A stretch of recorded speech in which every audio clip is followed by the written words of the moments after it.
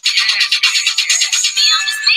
Me, I'm just real. Me, I'm that bitch that be putting the bill. Only a real nigga can cop a feel. Credit card blacker than that nigga still. 25 million a broke with the deal. Jewish my lawyer, he kosher the deal. And I am still popping them pills. I don't give a fuck how you bitches feel. Jealousy, jealousy, that's how you feel. I am still living in Beverly Hills. Tell them to chill, tell them to chill. Tell all them people my wrist is on chill. Bitches can't beat me, they ain't got the skill. I hit the tiger, they ain't got the kill. Look up to Jada, I love her and will. Bitches my sons, but they not in my will.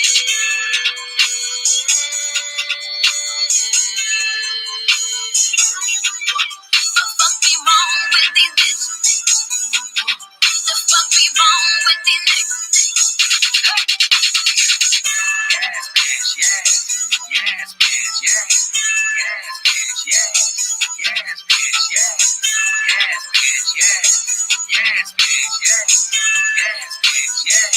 Yes, bitch, yes. Give a bad bitch a proper do. Yes, bitch, yes. What they say ain't never what they gon' do. Yes, bitch, yes. If they 250 on that fucking slipper. Yes, bitch, yes. Bring the hottest should be in some slipper. Yes, I don't fuck with you niggas. I own the Clippers. I own some homes. I own my own liquor. Bitches is bitter. My titties is bigger. You bitches, my sons, I need a babysitter. I am the dream. On a dream team. I am Elijah while I am Hakeem. Dude Jabbar. I am Kareem. I am the queen because I'm a machine. You not ready. You not seasoned. Go against me, I said fix it. Jesus thinking they hot. Talk shit a lot. But when they shit dry, I say fix it. Jesus. Oh, yo shit ain't cut.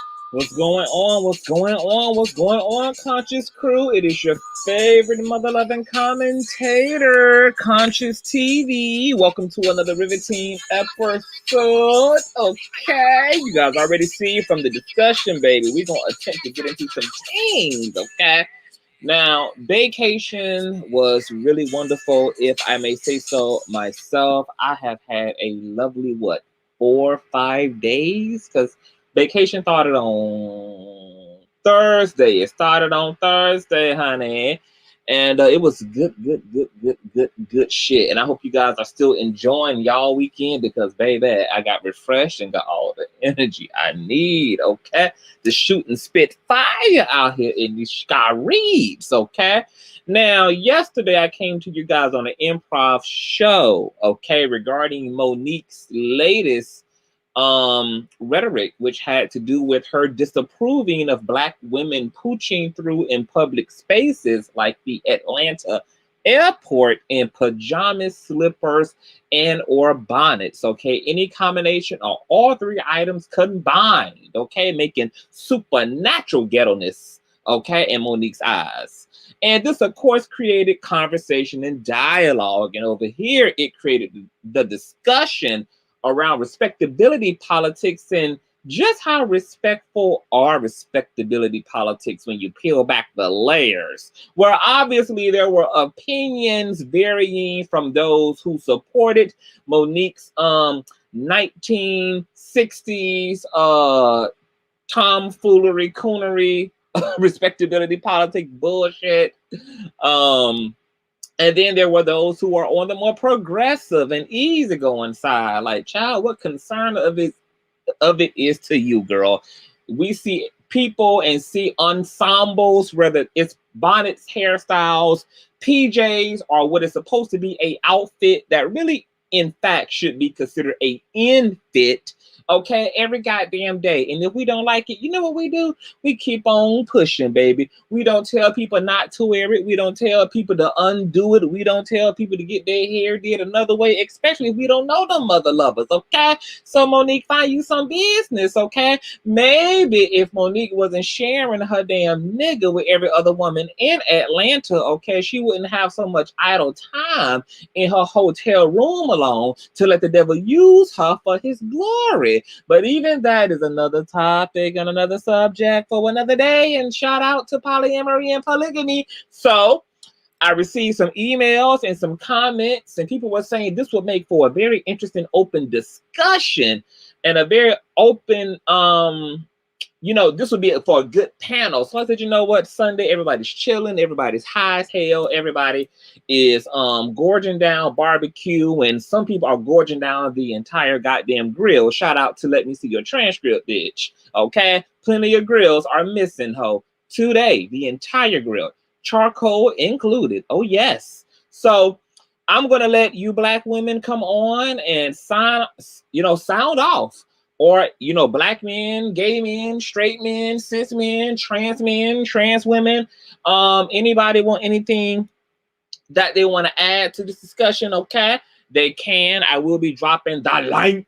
Okay, matter of fact, let me go ahead and do that as I play this old nasty piece of intro, and then we can get into the discussion. I want to bring up another point just to add some more like crux to how deep this stuff is getting when it comes to policing, okay, black women's bodies, black men's body, etc., honey, because Omera KKK is off the chains. So let me drop this link, honey, and we're gonna play the intro. Then I'm gonna come back and we're gonna get into some things. So anybody is welcome, honey, to hit the link. Okay, now let's do this, honey. Let's do it. I know a place where you can recharge your soul. Baby, that's Conscious TV. And in the midst of brokenness, he gon' see your asshole. Baby, that's Conscious TV. You gon' heal, you gon' laugh and catch a little shade. Ooh, girl. Y'all know he be slaying, y'all better stop playing. Come hear what he's saying. Ladies and gentlemen.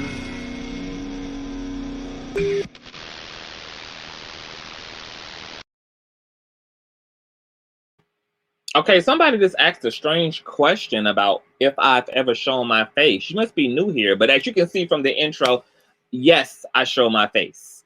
My last commentary before the Monique commentary, I'm in my full-on glory. Of course I show my face. Like, what? Like, duh, of course, honey. But why have to do all that when I can give you guys all of this from the convenience of my bed in the dark? Relax, okay? Pussy is tight with major grip, okay? Okay? I love to rest my puss, honey, okay? Just from my mouth, okay? Okay, I'm not a toy. I'm not a wind-up doll, okay?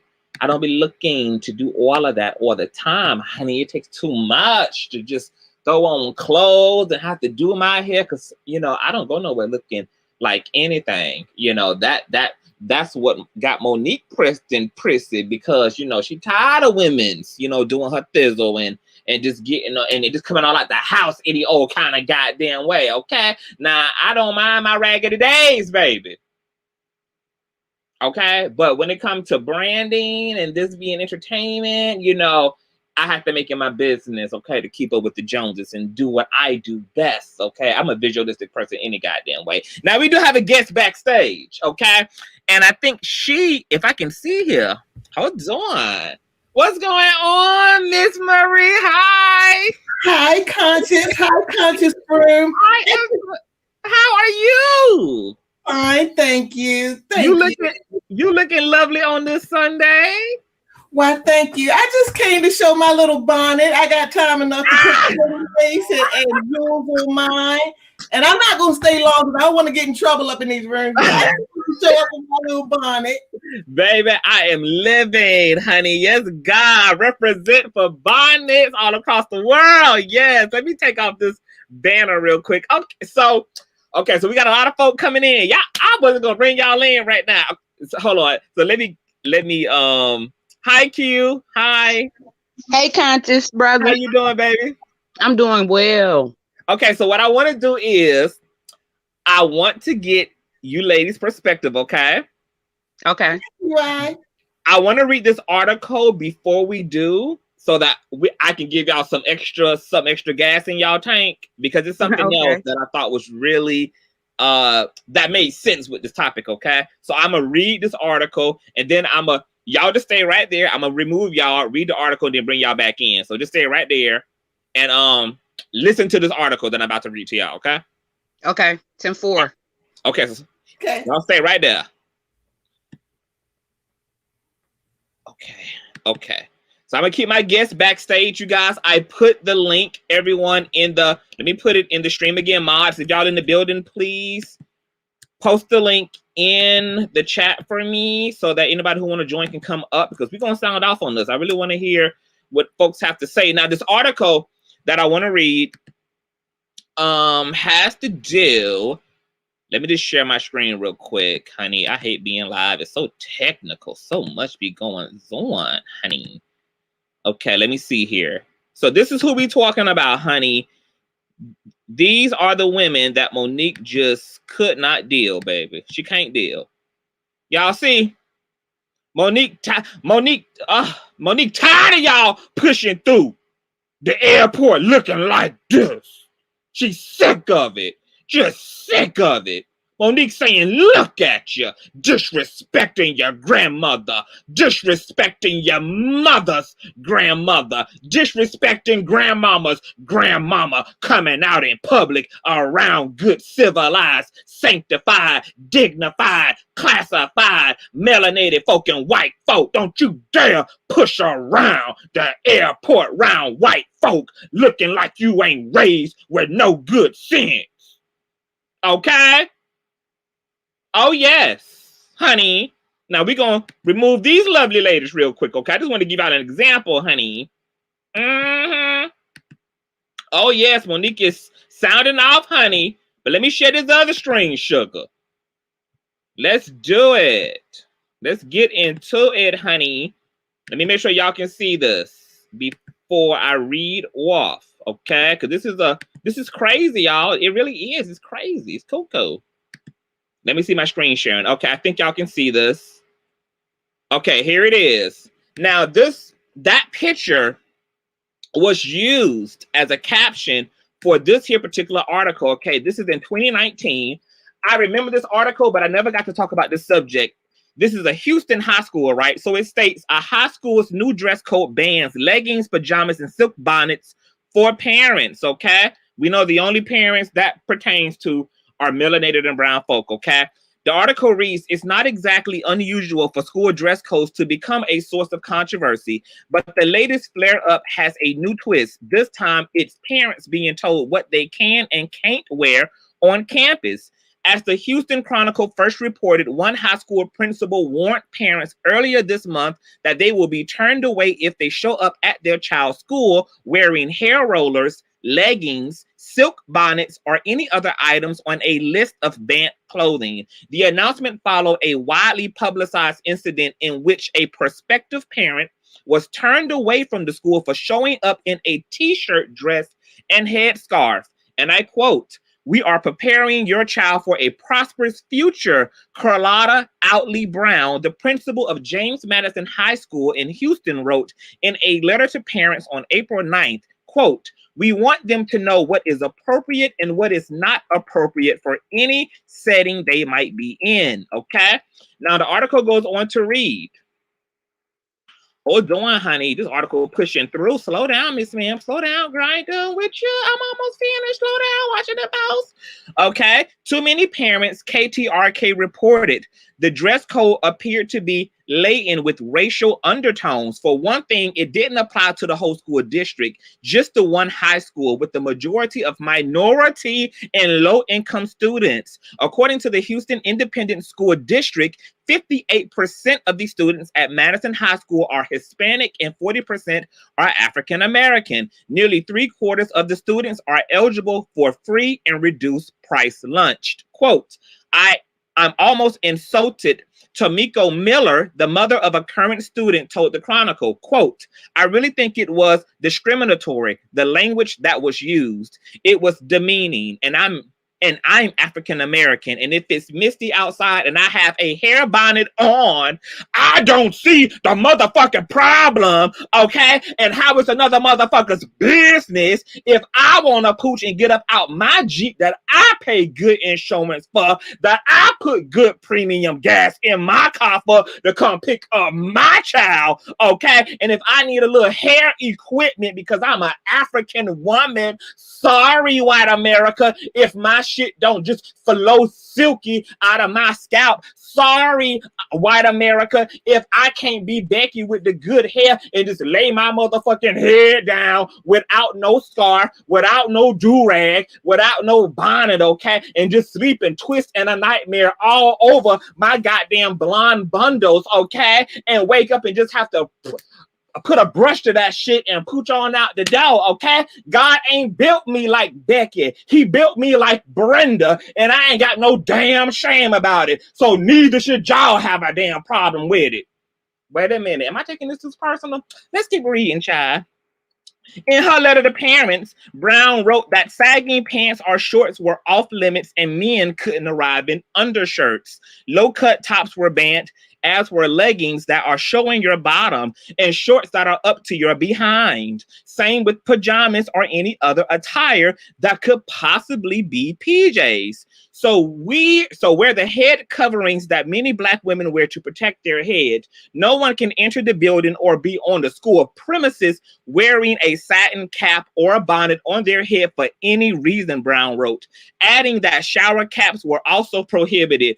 Okay, now how y'all, wait a minute, pause. So y'all know y'all put a school in a low-income neighborhood. Y'all are statistically aware that most of the kids at the high school are qualified for free lunch because they're that poor.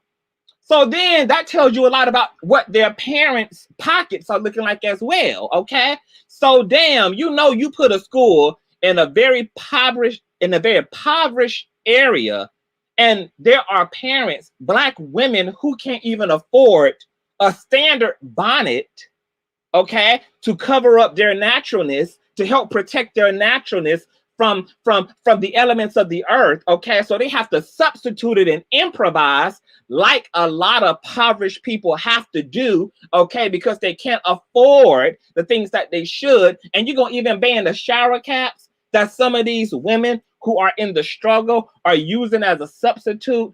I mean, see, this article about to piss me the F off. But let's continue reading, child, because I got guests in the back, honey.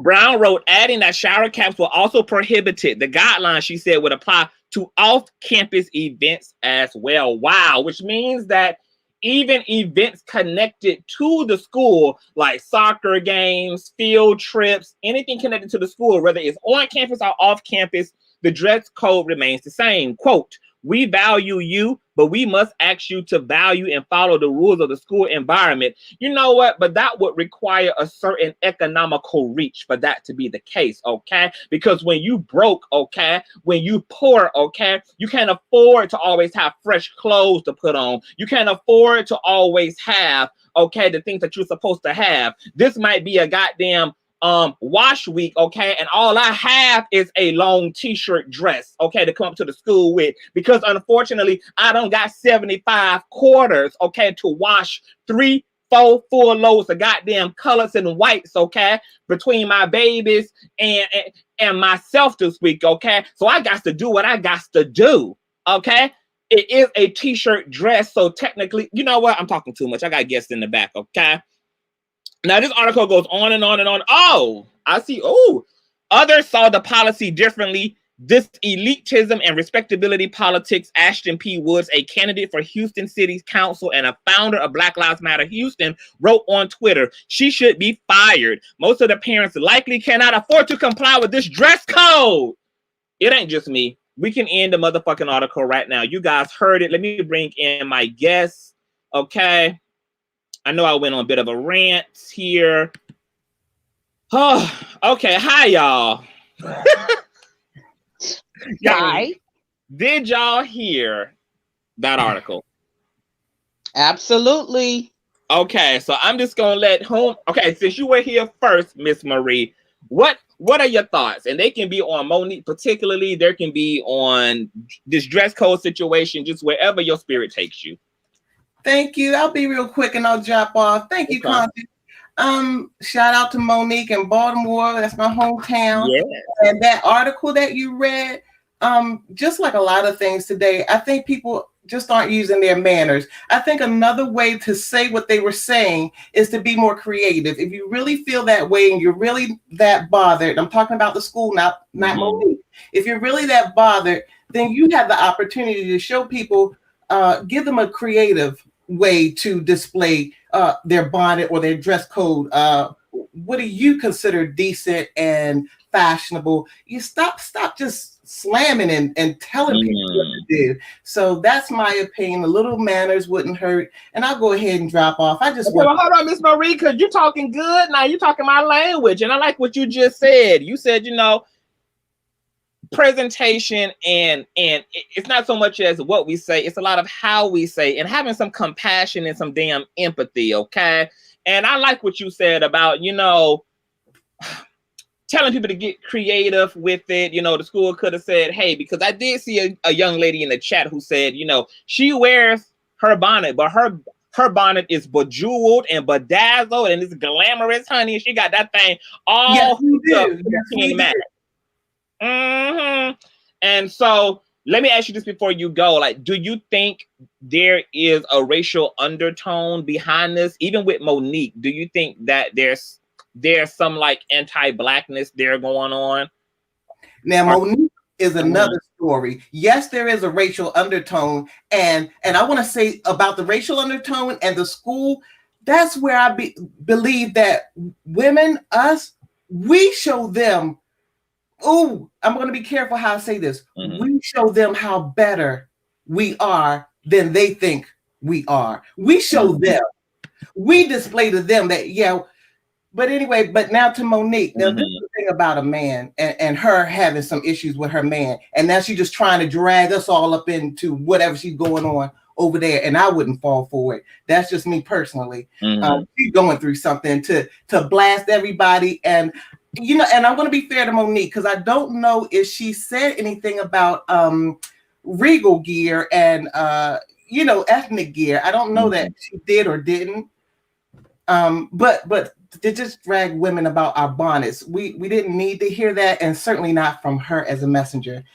Yeah. No. One more question, because I know you're trying to rush off, but one more question. Now,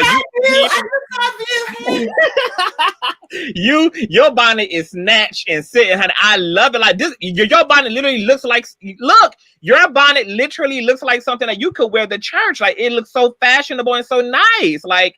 It looks like something that you can wear anyway. Do you wear your bonnet in public, or do you just wear your bonnets around the house? Well, when I'm like this, if I put my jewels in my lace, I'm going out. I'm definitely going out. And when I'm around the house, I absolutely just throw on my little black or my little leopard skin. But that's for me, and that's because I got that kind of time. Now I got two. I just want to say this: I got two grandbaby girls born on the 1st of January, 2020. They're in foster care, and I'm praying that they would be with me. They should be with me. If they're with me, I got on a black bonnet because I ain't got time. Because I'm going grandbabies. But right now, I got all this time. I got nothing else going on, so I take the time. And I'm just trying to keep my own spirit head up. Hey man, well you have such a wonderful spirit. I love your energy. I'm proud to have you as a member of the Conscious Crew. You keep on keeping on. Well, thank you. And if I may, last thing I say and drop off. If you want a little lighthearted and a little laugh, go ahead and click on my page sometime. I'm trying to get started too.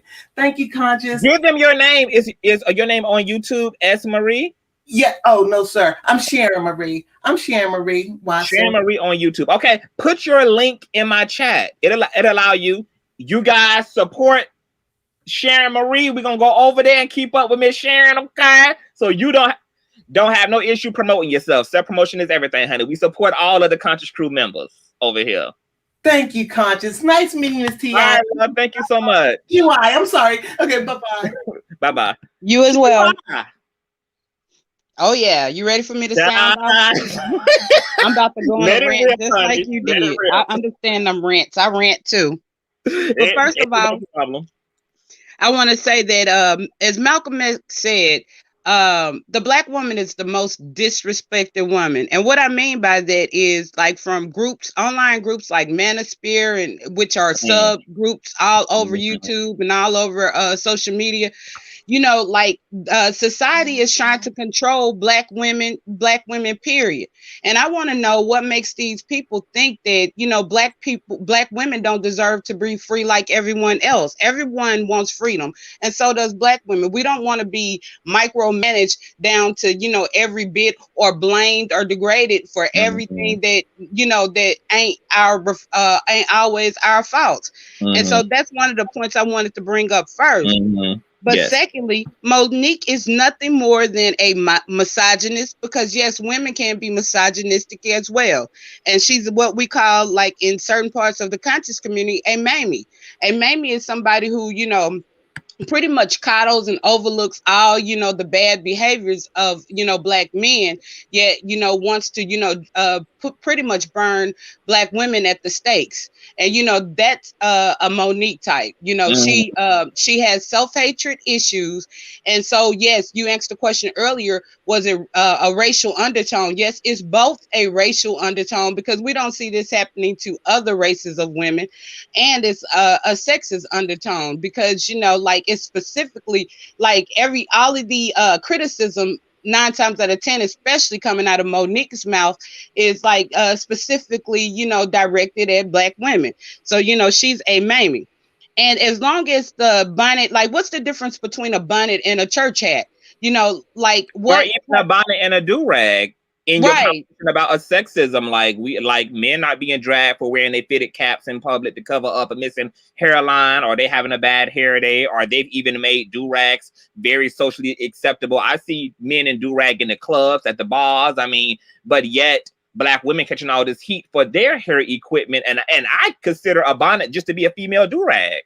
Right. It's just something that's covering your hair. It's better a lot of times, with the bonnet than without, because a Black woman would get criticized if her hair was all over her head, if it wasn't combed, if it was what they call, which we call good hair, but if it was nappy, she's going to get criticized for that as well. She gets criticized for missing edges and everything else. Yeah. So it's like, basically, that wearing a bonnet may be a more appropriate a way of coming in public, as well as what classifies pajamas from a pair of cloth pants. Like what classifies, as long as it's covering the body and it's not inappropriate, meaning that it is, showing unappropriate parts of your body, then what is the problem? It's covering. And then for the school to, make a big deal out of this, how many times have that school or any school system did clothing drives in these poor neighborhoods and stuff like that to help, these mothers? Speak about it, Q. Speak about it. Yeah, to help these mothers and, these poor children with clothing, because, food, they might do food drives or whatever, but that's not the only necessity of life. You need food, water, shelter, and clothing. So how many times, instead of, criticizing them, for what they wear, maybe before you do that, or, make all of these strict regulations, maybe you should say, well, we're going to give you some incentives by, if you could come to, the PTAs and all of these things, dressed in a certain format, we will, give, your family so many amounts of, pounds of donated clothes a year or something. It's a different way of doing it without degrading and shaming, a specific race of people. And I think that was the last thing that I had to say. Let me just make sure. Okay. Because it's something I wanted to ask you about that was a comment in here too. Let me scroll back up. And shout out to Sharon Marie, you guys. That was Sharon Marie. You guys subscribe to Sharon Marie. Check her out over there. Okay. Amazing energy. Yeah, that was all. I covered all my points. Okay. Let me, it's a comment. Because my Yaya always giving me some pushback. She my pushback queen. Now, how do you feel about the women like Yaya who are concerned that somehow bonnets and PJs are some type of a gateway drug into what being next, Speedos and toplessness, etc.? What do you think about people who get overly fearful when status quos and social norms change and they go to the extreme?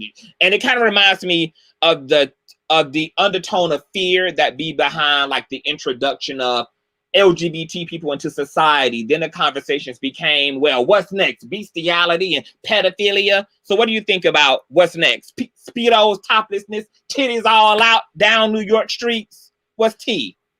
Well, the problem is grouping. People group everything together. People associate things. And also people, instead of looking at facts, especially with our people, we have a problem or a habit of generalizing or running conspiracy theories instead of looking at facts or statistics. How about we handle each one of these things specifically and get to the root of the issue specifically instead of generalizing? They didn't jump way into, the year 3000 when we still in 2020, we still in 2021. Okay. Right. So how about we handle that as we go? Like I said, as long as things are, the root of the thing is root of the issue is just to make sure that people are appropriate. If they are covering all aspects of their body, and things of that nature, if nothing is, sexually explicit, then what's the problem on how people choose to wear what they choose to dress? Because what's the difference between that and pajamas or bonnets being a trend? It's a trend. It's a social cultural expression. And just because it doesn't fit into the Eurocentric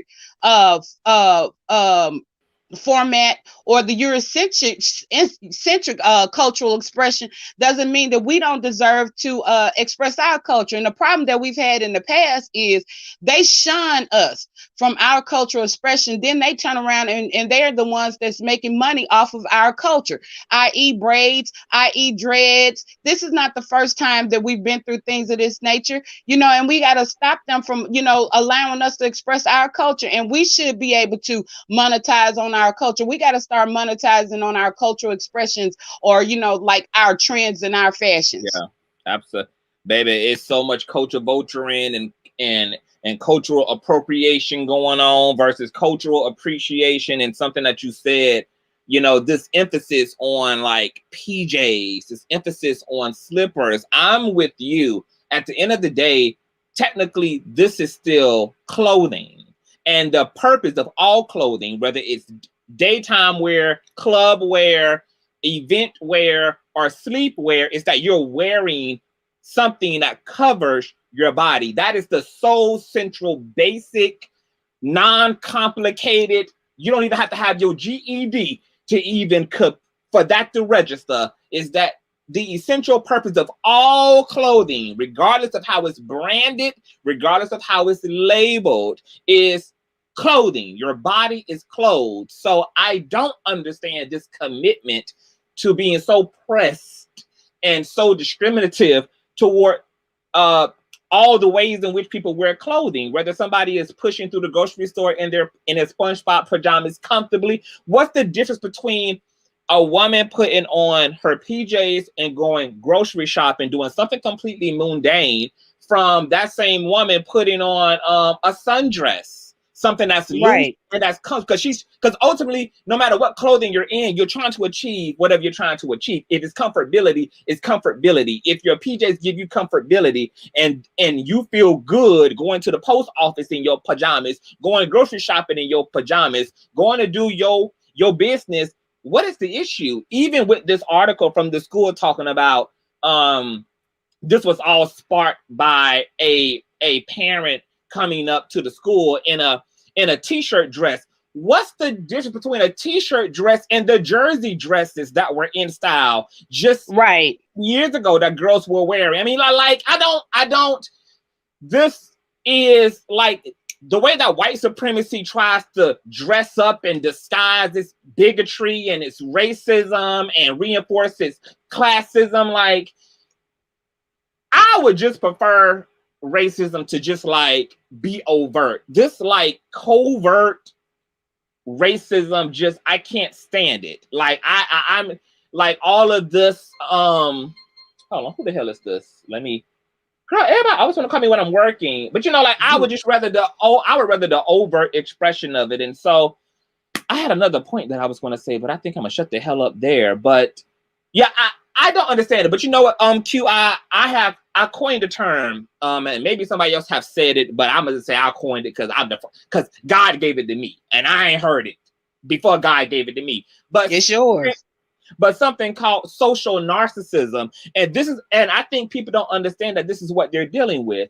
Like, I was talking to one of my good friends, and we were talking about the Monique discussion that I had on my platform yesterday. And he was saying, you know, the first time that I went out in public, I was polarized when not the first time I went in public, but the first time I saw someone in public in their pajamas is years ago when I went to Walmart with my dad.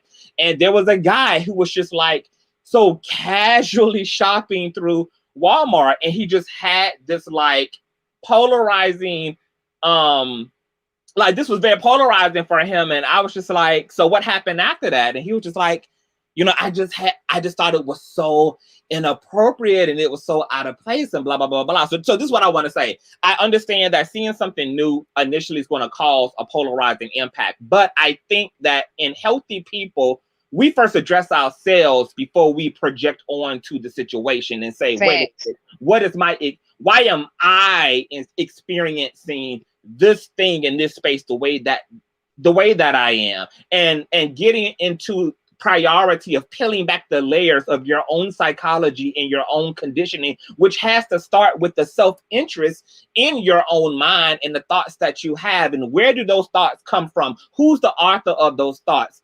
Are those thoughts rooted within the culture? Do they come from the church? Do they come from the family? And when you start to really take an active interest in having agency fully over your own psychology, this really takes the foot that you don't know that you have on other people off of their neck.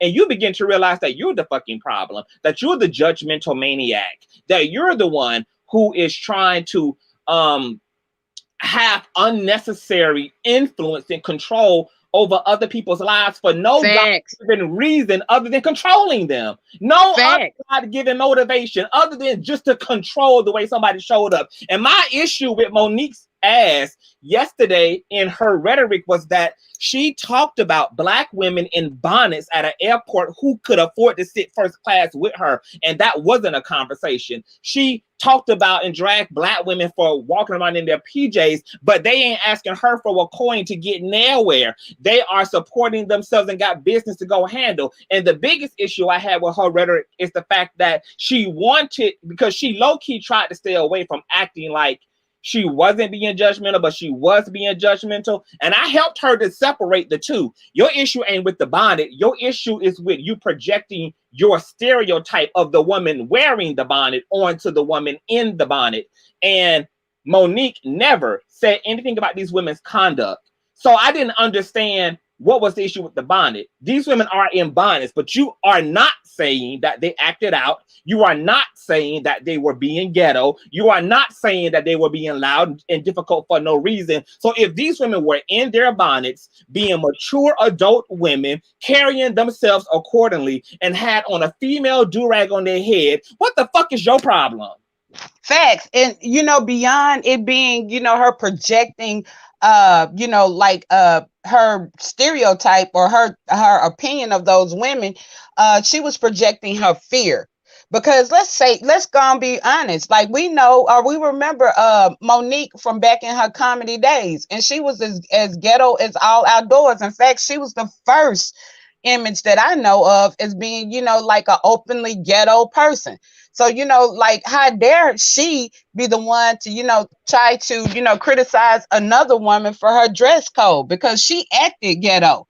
Okay. But, you know, we loved her anyways for her expressions, and everybody has a right to express themselves accordingly. We're not robots. We're, you know, and that's the problem, the group thinking and the programming, because, you know, it's a lot of programming. Oh, well, this is appropriate and this is not appropriate. You know, we weren't made to fit in a box. We were made to you know, to experience our life journey, and we were made to express ourselves. And, you know, your clothing is a form of expression, just like the way that you choose to decorate your home.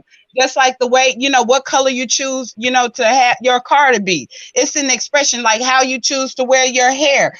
That's an expression. And we got to stop stepping over the boundaries. And, you know, we want to be free, but then we want to take the next person's freedom. Absolutely. Well, talk about it.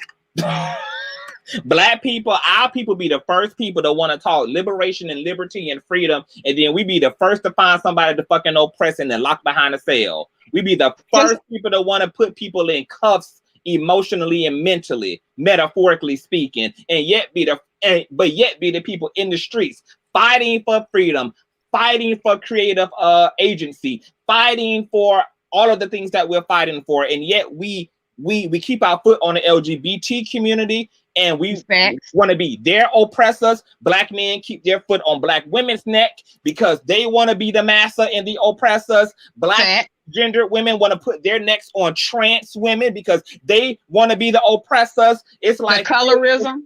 Yeah, the anti-blackness, the sexism, the patriarchy, like the toxic masculinity, the toxic femininity, like it's all bottled the fuck up in the Black community, and all these different goddamn vibrations and frequencies and shit. It's just intermixing, and it's causing us to constantly be a people who can never take a united front on a goddamn thing. Not like nobody else has to do anything to us because we're doing it to ourselves. Before, if we want these things now, it's no longer like looking on the outside and fixing it from the outside. We got to first fix the inside first. Absolutely.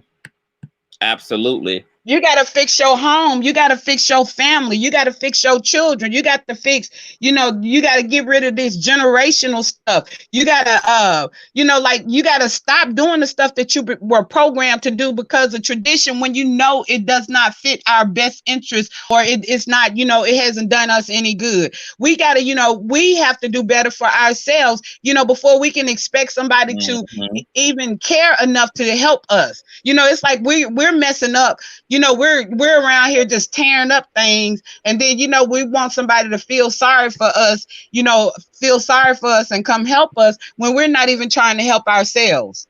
Yeah, absolutely, because it's a two-part help system. Yeah, we got to dismantle the system and we got to hold folk accountable, but at the same time, we got a part to play in our own salvation as well. So we got to pick up our own damn cross too. So everybody has free will, and if you want freedom, you need to allow the next person to have freedom. Like, as long as nobody's messing, it's just like, who cares who somebody chooses to, want to, have a relationship with, as long as it's not hurting anybody else. Now, I get underage and certain things like that, but as long as it's not hurting anyone else, who cares? Why is that anyone else's business? Get out of these other folks' bedrooms, get out of other folks' houses, and that's the other problem. A lot of times Black people are so busy looking at the next person that, you're not spending enough time trying to, correct yourself, trying to make yourself a better person, trying to solve your own issues, trying to heal yourself.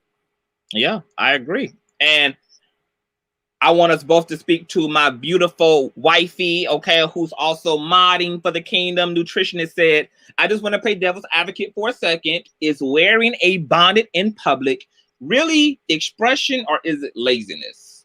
What would you say to that? Maybe they didn't have time. Like, let's just keep it real. If you it's times when you need something real quick. You may have, just like, for instance, those women. Let's go back to the plane.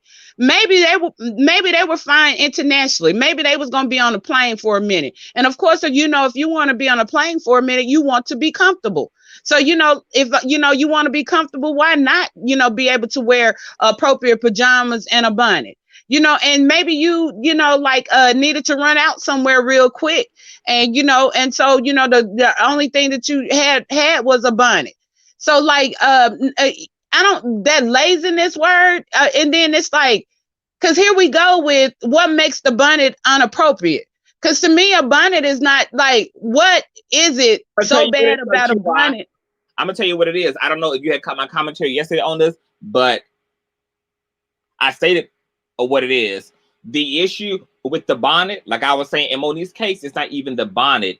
What women like Monique are upset at, and what they do is project the women who made the bonnet popular, which was not, the CEO status quo Black woman. It was the Shaquishas. It was the girls on the Wiccan EBT, the ones who got several baby daddies and the long French tips, the ones who got gold the door knocker earrings in. And so when Black women like Monique look at those women and thinks that she's better than those women, and she sees all women in these bonnets, what she sees is the stereotypes in her mind of all the black women she don't approve of, who she thinks is unclassy, who she thinks makes the black community looks bad, and she assumes that every woman under that bonnet is that stereotype. So that's what she sees, and that's why I was saying yesterday that I think Monique is not clear about where her own issue with the bonnet comes from, which I don't think is so much about the actual bonnet, more so than it is about her stereotype of the woman with the bonnet on her head,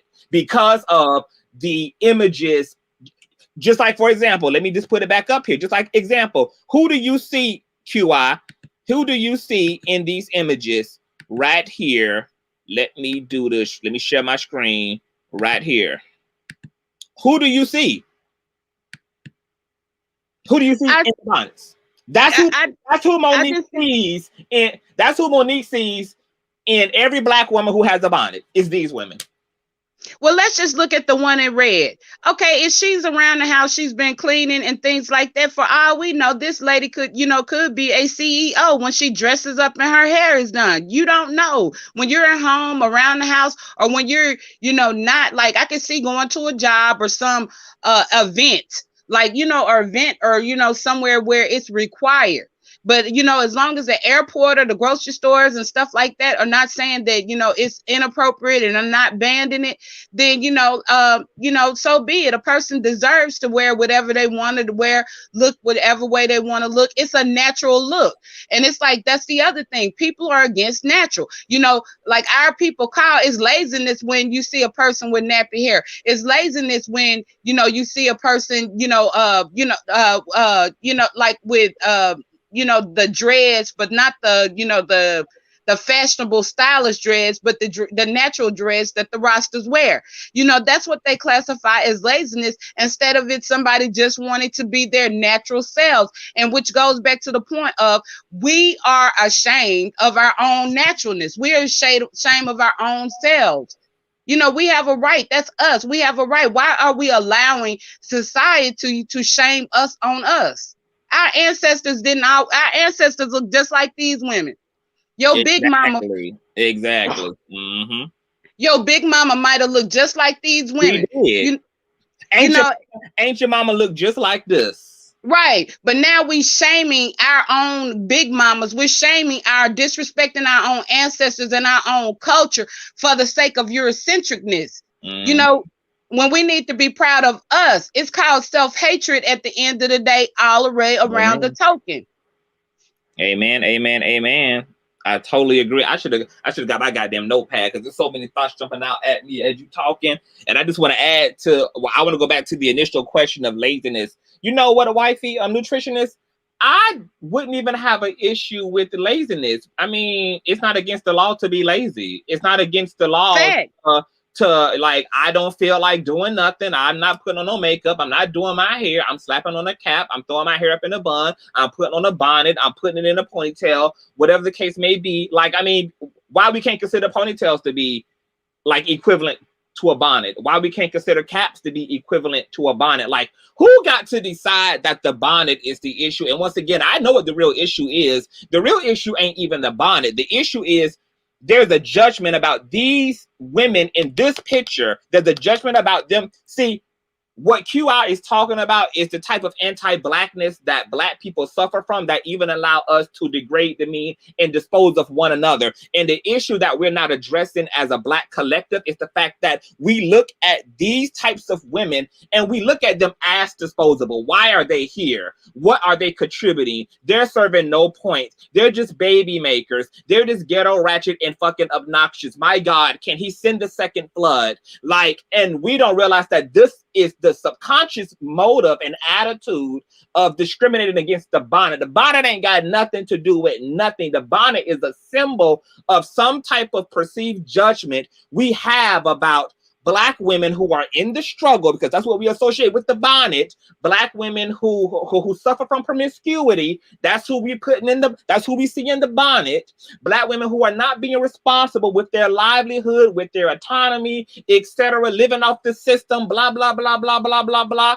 And so now we got to have a deeper conversation, not about the bonnet, but about our perceptions about these women and why we are this anti-black toward this blackness too. Because even if these women, okay, were the stereotype, even if they were poor, even if they got several baby daddies, even if they living off the system, my whole question is, okay, so what? Because how in the hell are we gonna sit here and talk about the way that white, racist, patriarchal systems, what they have done to black people psychologically, what they've done to black people metaphysically, what this system has done to black people economically and socially, and then expect black people to not be the end result of these women? It's discrimination. I expect some of our men and some of our women to be thugs and to be degenerates and to be the visual representation of this fucked up ass matrix system that got its foot on all of our necks. Unfortunately, all of us did not make it out of that barrel. Unfortunately, all of our life experiences did not afford us to go to school and to be educated and to be articulate and to be social media influencers or to have some six-figure jobs. We're talking about a system as ugly as it is. And when you see these women here in these bonnets, when you see Ancient Mama, when you see the Brendas and the Sarquishas, what you really should see is not these women, but see the impact of the system that becomes the topic of these discussions. This is what this system does and is continuing to do to our people. So we should learn to look past the whore who the Pharisees are bringing before Christ. Look at her transgressions and actually address the judgment and the perceived sense of I am better than, an egotism that's driving us to believe that we're better than human beings because we don't sin the way they sin and we don't live the way they live, and we're not that example of the system the way that they are, because this ain't about those women. This is about the motherfucking system, and the system should be loud and clear when we see our people selling drugs, killing each other, gang violence. That is not black people being wicked unto themselves. We don't have a fucking history of just being goddamn wicked and nasty and low vibrating. That is not our culture. Everything that's fucked up about black people came after colonialism, came after. Facts. Okay, came after. We're seeing what we see in the world today is the mutation of black people done by the impact of colonialism and white invasion, white global invasion at this fucking point. And if we don't get clear about that shit, we're going to continue to be causing our own more suffering than what they need to. Why the fuck, as a poor black woman who out here carrying the babies of other fucking black men, being left behind while they go impregnate other motherfucking women? Facts. Don't Preach. take words, don't keep their covenant with me, don't do none of that, and I'm left with the end result. And then you expect me to get up and to pooch around the city looking like a goddamn glamour queen? No, bitch, I'm gonna look like what I feel like. Because I got children to feed and clothe first. Like the condition of my mind and the condition of my spirit. What the fuck I look like parading around, looking like something that I'm not at this moment. And the fact that people would rather create laws and regulations and force me to show up for their own comfortability is privilege at its most extremity. Is the execution of privilege. I am so privileged that I get to write the rules in such a way that I get to have you show up in a way that's comforting and soothing and satisfying for me, while the question never is, do you need a friend? As you said, QI, do you need some clothes? Do you need help? Where are the clothes drives? What is the system and the government and the city, okay, doing to help these low income school systems and communities, rather than us instead of trying to break them down psychologically even further? And then I wanted to say this real quick as well. Would Monique have that same energy? Where is that same energy for the Muslim women who wear the hijabs? Where's that same energy for the Hebrews or the Jewish women that wear the turbans? Where's that same energy for a lot of religion women that are required to wear head coverings, and some of them are similar to the bonnets? Yep. Exactly. And I think the Kojic church, they wear something similar to a bonnet. It's a little tighter to their head, and sometimes it has bedazzle, but they wear it. So where's that same energy for those people? And how dare if she would get up and mention those people, because then she would be almost cast offline. Her celebrity status would be stripped, because that would, be discriminating against a protected class of people. Amen. Amen. And see, even with what Penny G said, the men back in the day would dress to go out in public as well. See, my issue with respectability politics is that when you really took a close-up look at respectability politics, what respectability politics are is a covering for sin. Because while those men were looking dapper, these were the same uncles and fathers that y'all had who was coming back home in their dapper clothing and wiping your motherfucking mama upside her motherfucking head at night. Facts. These were the same niggas who was dressed to the nines, pulled out in the car garage smoking motherfucking crack when crack hit. So what does it mean that people are around looking good? That is not indicative that people have self-worth. It is not indicative that people are on the right track in life. Preach. I don't find good-looking ass people whose lives are what I miss and continue to be what I miss and gonna continue to be a what I motherfucking mess. And so this connection that Monique kept making to self-worth and bonnets and a lack of self, I was like, girl, are you okay? Because you done told Tyler Perry, Oprah Winfrey, and the other gay one to suck your dick, and you didn't even have a bonnet on your head. So we can see from your own history, Monique, that it doesn't even take a woman to be in a bonnet to have bonnet ass energy. You bonnet ass energy, girl. So how do you excuse your own unprofessionalism and your own ratchet ass ology, okay? And have the nerve to tell black women that they don't love them damn selves, but you a woman who not in a bonnet, who play up on respectability politics, and you angry as all hell. You wilding out like you wearing all the bonnets and as if you wearing all the dookie braids and as if you wearing all the motherfucking long nails and door knockers, boo. So what's tea, sis? What's up, sis? What's good, sis? Facts. Facts. What she's doing is pointing the finger at somebody else, like people often do, to keep the people from looking at them specifically. And just like you were saying earlier, it's a mask. A lot of times when people are dressing up, it's like the people who dress up the most, the people who have to go buy the most expensive stuff, the people who they have a lack of self-worth. And a lot of times, they're like, the worst of the worst on the inside. They're the most unhappiest people. Their lives are a scramble when you walk inside their house, so like, it's just a mask and it's to fool you. And let me give you an example. Like, in my opinion, and I'm gonna say my opinion so that I don't, it doesn't fall on anyone else. But what's his name? Kevin Samuels. To me, he's a broke gay man who's sitting there and he's putting on like this air that he's rich. And what's sad about it is there are so many women falling for it, and they're degrading themselves publicly, internationally, asking whether or not, they're a 10 and they could get a high grade man. That is just crazy to me. Yeah. And we got to stop celebrity worshiping, thinking a lot of these celebrities are one IRS payment away from being, in the projects. Period. They know better than us. They just got a chance. And living on their name. That's it. Right.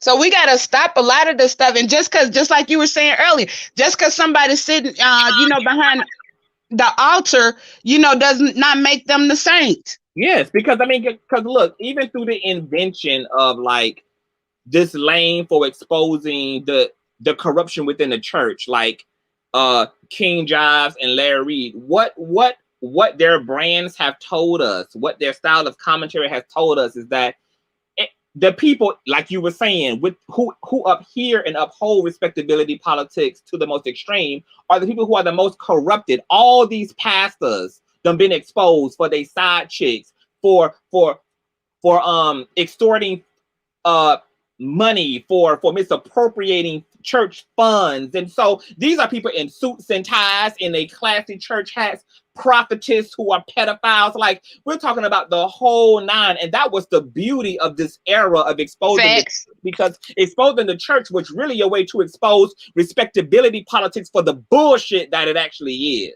And cleaning up ourselves, cleaning up our culture, because, you know, the Black church is a big part of the Black community and our Black culture. So, you know, if we want to progress, if we want to do better, we got to clean it up, you know, as well as like, you know, as well as just like they talk about LGBTQ, a lot of churches bash LGBTQ, but they're the LGBTQ manufacturing line, if you ask me, because a lot of this stuff does happen in churches, which helps to produce LGBTQ. So, you know, that's like a double standard.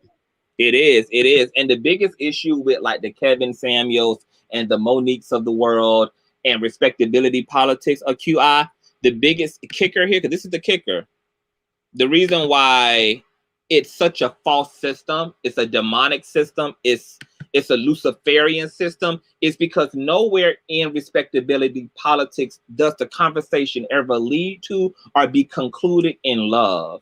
We're talking about only soliciting respect to people who warrant our respect based upon the way they show up.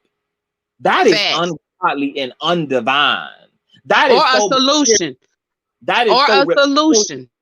Yeah. It's so we never get to a I'm sorry, we never get to a solution in anything. That's like one of the biggest things. Notice if you go anywhere, you have any type of meetings as a group of Black people, it's like very few times will we ever come up with the solution. Like, we got to start saying, where's the solution? Let's stop looking at the problem. Let's stop forecasting the problem, and let's start coming up with a solution. When I see more solutions, then, you know, like I'm going to feel like we're going somewhere or getting somewhere. Other than that, if you can't help somebody, you know, I'm not going to hurt them. Stop trying to hurt people instead of, you know, helping them. Hey, I'm going to challenge the world. How about we destroy all the respectability politics and get back to the clothing that the Lord gave us, which is our goddamn birthday suits. Okay? Because all, like, at the end of the day, like, this is the bread that Yahshua was saying man cannot live on alone. And he's talking about the material plane of existence. It's too cardinal. It's too superficial. It's too primitive. And at some point, you have to sit back as someone who's participating in the world and realize that you're not of the world, by understanding and accepting that your true identity in nature is your actual divinity, okay? That you are a spirit having a earthly experience. And so when we have these systems, these very superficial systems in place, they drive us away from the spiritual nature that all of us are made up in. When you're judging people based upon them having on a bonnet or a t-shirt dress or some slippers, or whether they live in an underpass, or whether they live in a gated community, or whether they're driving a Pinto, or whether they're in a goddamn Bentley, like, you're reducing human beings to what they actually have versus who they actually are. And that's egregious in a society that declares that it is a democracy. And this is why we're failing at making a moral appeal, because the system doesn't even have a moral fucking conscience. And so conversations around love and spirituality and getting back to truth and our true identities fall flat on a system and a society that is growing in its materiality and that is growing deeply within its narcissism, a collective narcissism. And we need to get our shit together. Facts.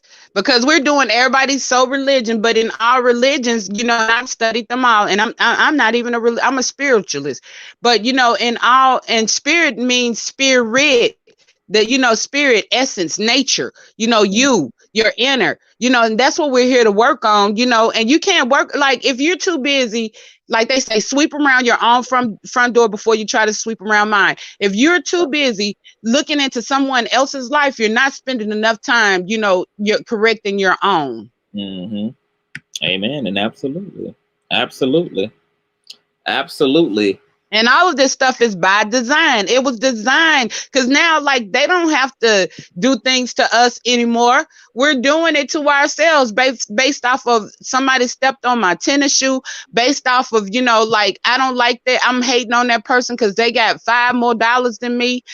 You know, based on like little stupid stuff like that. You know, instead of saying, okay, well, if they got it, I might have to just work a little harder and I can have it too. You know, so I agree with you, getting back to the birthday suit or whatever, because that would even rule out, because once you begin to get normalized to looking at another body or whatever, it doesn't become so mystical, and you know, and it's gonna reduce people's what is it? Sexualizing and hypersexualizing the body. Right. Because it's normal. Like seeing titties is normal. Seeing the penis is normal. Like if you going back to indigenous tribes in Africa, women are walking around topless. Men are walking around with their asses out, and these bodies are not sexualized because that's not the way that they perceive the body or their context for the human form. But over here in this westernized ass world, baby, we just it was like that here. We're like, if there are Black indigenous people in America as well, you know, and I'd be one. I'm like Mayan descent,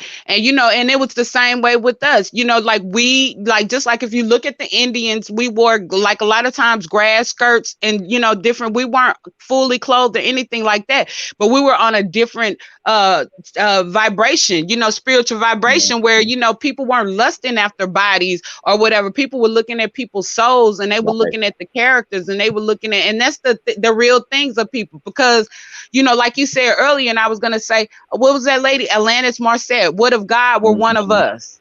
What if God was one of us? And, you know, because God didn't have on, you know, name brand, you know, wasn't driving no Benz or BMW, you know, you attacked and treated God poorly, you know, like, you know, what if God was one of us? Yeah. Even the scriptures say, be kind to even strangers, for you never know that you may be entertaining or in the company of an angel.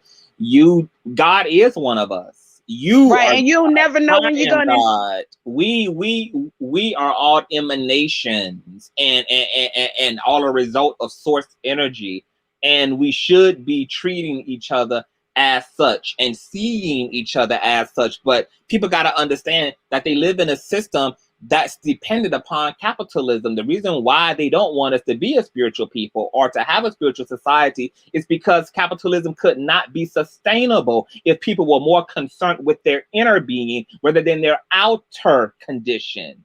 Yeah, we wouldn't spend as much money, because a lot of times we're spending all this money and buying all these name brand stuff is to substantiate for something that we're missing within ourselves. Yeah. Yeah. And I guess, as Brown Skin Lady just said, really considering how considering how America was developed, I can't even say that the expectation should be what we're talking about here, because we haven't even collectively addressed that. Like, until America deals with its demons and confronts the blood that is in the soil of this land, from slaves to Black Indians who were already here, to Native American Indians, to all of its inhabitants, all of the initial original sins and blasphemies of this country, we're probably still dealing with the symptom when we are dealing with anti-Blackness and anti-racism and gender inequality and etc. Because there's a big ass felony that was created on this land that still has not been properly atoned for. And unfortunately, because, you know, everybody takes a different spiritual approach, everybody has a different worldview, but, you know, biblically speaking, it is not uncommon for God to allow an entire nation to be chastised as the result of what the head of that nation allows and doesn't allow. And so I can even see within the American system how, like, there's so many innocent communities here but we're all being trampled upon because of what the powers that be, how they decide to govern themselves, the type of images and informations they decide to filter into mainstream media through the radio, etc. Blah blah blah blah blah. All this hypersexuality, all this hypermaterialism, all this deep state programming, and then we all become like the white lab rats. And this is also where we appeal to God. You appeal to God by resisting the system and by holding the powers that be accountable. And this is why I was here for all of the rioting. I was here for all of the boycotting and protesting, because I believe in holy wars. I believe in the actual destruction of a system that is either harming someone spiritually or harming someone literally. Like, if that's what it comes down to, I believe in the total destruction of lies and fallacies. I feel like, well, we never even came to the conclusion, because some of us some of us think outside the box, and it's like, maybe the answer is the solution, and the freedom, or is within ourselves. Maybe it's getting back to ourselves. Maybe it's getting to know ourselves to overcome all of this. Maybe until we do that, we're gonna forever be under the scrutiny, or of another a program. Yes, I absolutely agree. And then one other thing I'm gonna say, and then I'm gonna drop off because I'm getting a phone call. But it was something that you were saying earlier. Okay, program. Yes. Just please know that everything that we have been taught from history on all has been by design, and it's a lie, and there are some truth, just like anything else. There are some truth within a lie, but they are lies, and that's why they said, if you want to hide something from a person, what do? You put it, a black person, put it in a book. So we got to start doing our own research and, critically thinking, about a lot of this information on our own and stuff like that, to get down to the truth, because, a lot of times, it's hidden, in plain sight. That's their motto or whatever. But I like to thank you, Conscious, for allowing me to come on. I love your energy. I love your show. You keep my mind stimulated. There's not many that can do that. And, keep doing, what you do, Conscious. I love you. Thank you so much. I love you too, boo. Have a good day. Same to you. All right, baby. Bye-bye. That was QI, y'all. Y'all make sure that y'all subscribe. QI is also a content creator as well, honey. And as far as Miss Yaya, I'm looking through my stream on my phone. Nobody has to remove your comments, boo. But what sometimes does happen, Yaya, is Google moderator is like off the chain. I don't know how you're writing your comments or what words you're using, but Google moderator will like literally stop a comment from even being published, like in a stream or in the comment section. But I'm looking through my stream and I don't see anyone who has deleted anything that you have stated. So I'm not really sure. But you don't have to just sit and rely on the comment section. Yeah. I done put the links. The StreamYard link is here. You can come on and speak. You don't have to, be reduced or be bound to, to words in a chat. But I don't see where you are. Whatever. So the link is in the description bar. Before we get out of here, you guys, this was a great conversation. I want to thank Marie. I want to thank QI. If anybody else want to chime in while we have a few moments left on this topic, honey. Yeah, I can see nutritionist. Ain't nobody remove her comments because I just looked through it and like nothing has been removed. So it more than likely was Google moderator who didn't allow the comments for some reason. Lady, what's going on, Lady Supreme? You better preach, let God reveal the truth and remove the veil. That's why most of our people are lost with program. Baby, we got to peel this thing back. This thing has happened to us, okay? I cannot find the link. I just posted it, boo. It's the StreamYard link. This is the link here. You can either type it in as you see it or just scroll up to the comment and hit it, and StreamYard will walk you into the stream. And anybody who want to come on, whether you have a opposing thought or whether you are in agreement with Monique, or this is an open panel discussion, so you guys can sound off accordingly. I don't wear bonnets personally. You know what I'm saying? I like my hair stout to the goddamn nine. So let's see here. I think we hold on. I see you, Miss Barbara. Hold on for 1 second, boo. Do do do do do do do do do. Whoa. Hey, Miss Barbara. How are you doing, King, with your intelligent self? I am doing well. Let me take this overlay off so they can see your wonderful face. Listen, let me tell you something. I will be off camera. You could go to that so-called page that I opened up to give out information, but I ain't get on your page to talk about that. I first want to compliment your genius and your intelligence, okay? Oh, my goodness. Thank you so much. Now I have to say this. You're going to listen to your elder. Or get on you. I'm going to get on you. That was a very right with JJ when JJ. Hold on for 1 minute, Miss. Hold on for 1 minute, Miss Barbara. Hey, Miss Oz. I see you came into the stream. Okay. Hey. Hey, how you doing? I can hear you. Can you hear me? Huh? Okay, you can hear me. I didn't know that you could hear me already. My bad. I will stop until you are done speaking, so I'm not interrupting nobody. Yeah, I just want to let you know that I could definitely hear you. I'm gonna let Miss Barbara go, and then you could definitely chime in. I would love to hear you. Got it. Okay. All right, Miss Barbara, go ahead, boo. Let me explain this to you with my forgetful memory, because I'm kind of old. If I get cut off, So please, Jesus, let me explain this right. Let me explain this right. Okay. That intelligent caller that you spoke to before, respect her wisdom. She's very intelligent. But both of y'all, I'm gonna get on both of y'all. Because we do it to ourselves. We not slaves no more. We got to take time and fix ourselves up and walk like the kings and queens we are. And that's the bottom line. And we're not going to slander, condemn this woman because she's trying to tell our young generation, don't take your behind outside with pajamas and a scarf looking trifling, and you could get dressed down to the T and go out at night. Okay? All right. So you walk when you don't need when you walk out the door, you represent yourself as the king and queen you is. Now we're gonna stop doing it to ourselves. I'm not yelling at you, baby. I know, baby. I'm just frustrated. We're gonna stop doing it to ourselves and bringing ourselves down because she want to tell my young generation that won't listen to me. Stop wearing that bonnet outside because you look like this damn slave. When is slavery going to be over? Stop teaching these children to disrespect their elders. Learn to listen. We have the right to be corrected. Stop the slander. Thank you, baby. I love you, baby. Thank you so much.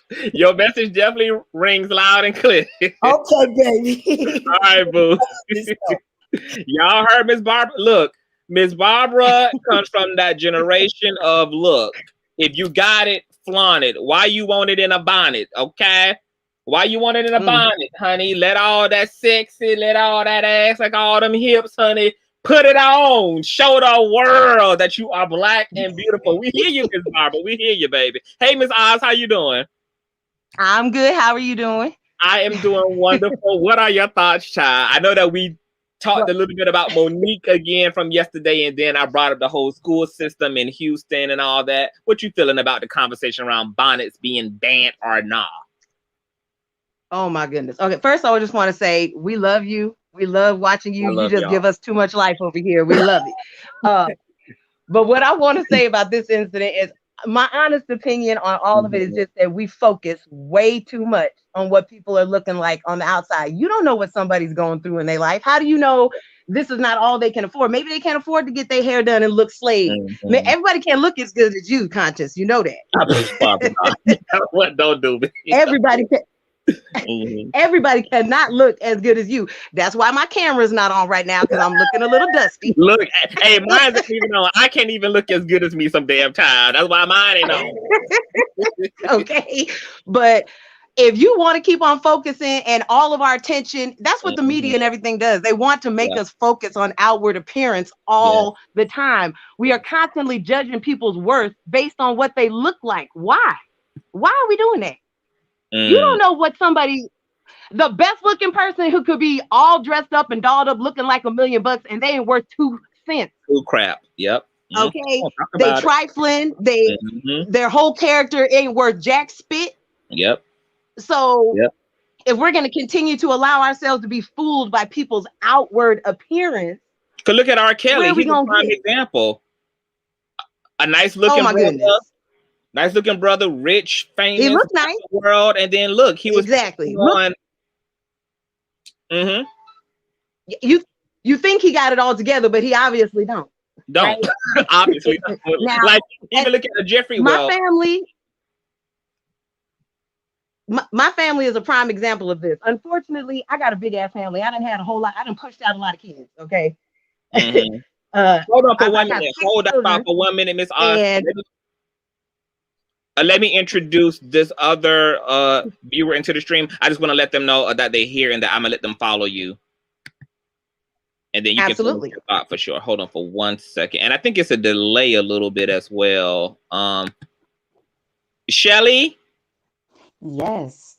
Hi, Shelly. How are you? Hey, baby father. What's going on, baby mama? Thank you for joining the dialogue today. I just wanted to greet you and let you know that you're here. I'm gonna let Miss Oz continue her thoughts, and then you can follow right after us and let us know how you feeling. Okay. Okay. All right, Miss Oz, go ahead. Okay. What I was saying is my family, I use it as a prime example for people judging what they see on the outside. Because unfortunately, I got a whole lot of kids. Now, the very first thing people always assume is I got 6 kids, but none of them got the same baby daddy, because Black women are judged as having a bunch of baby daddies all the time. So when people ask me, oh, they all got the same daddy, and I say yes, they're instantly shocked. because as a Black woman, I shouldn't be having all my kids with the same man.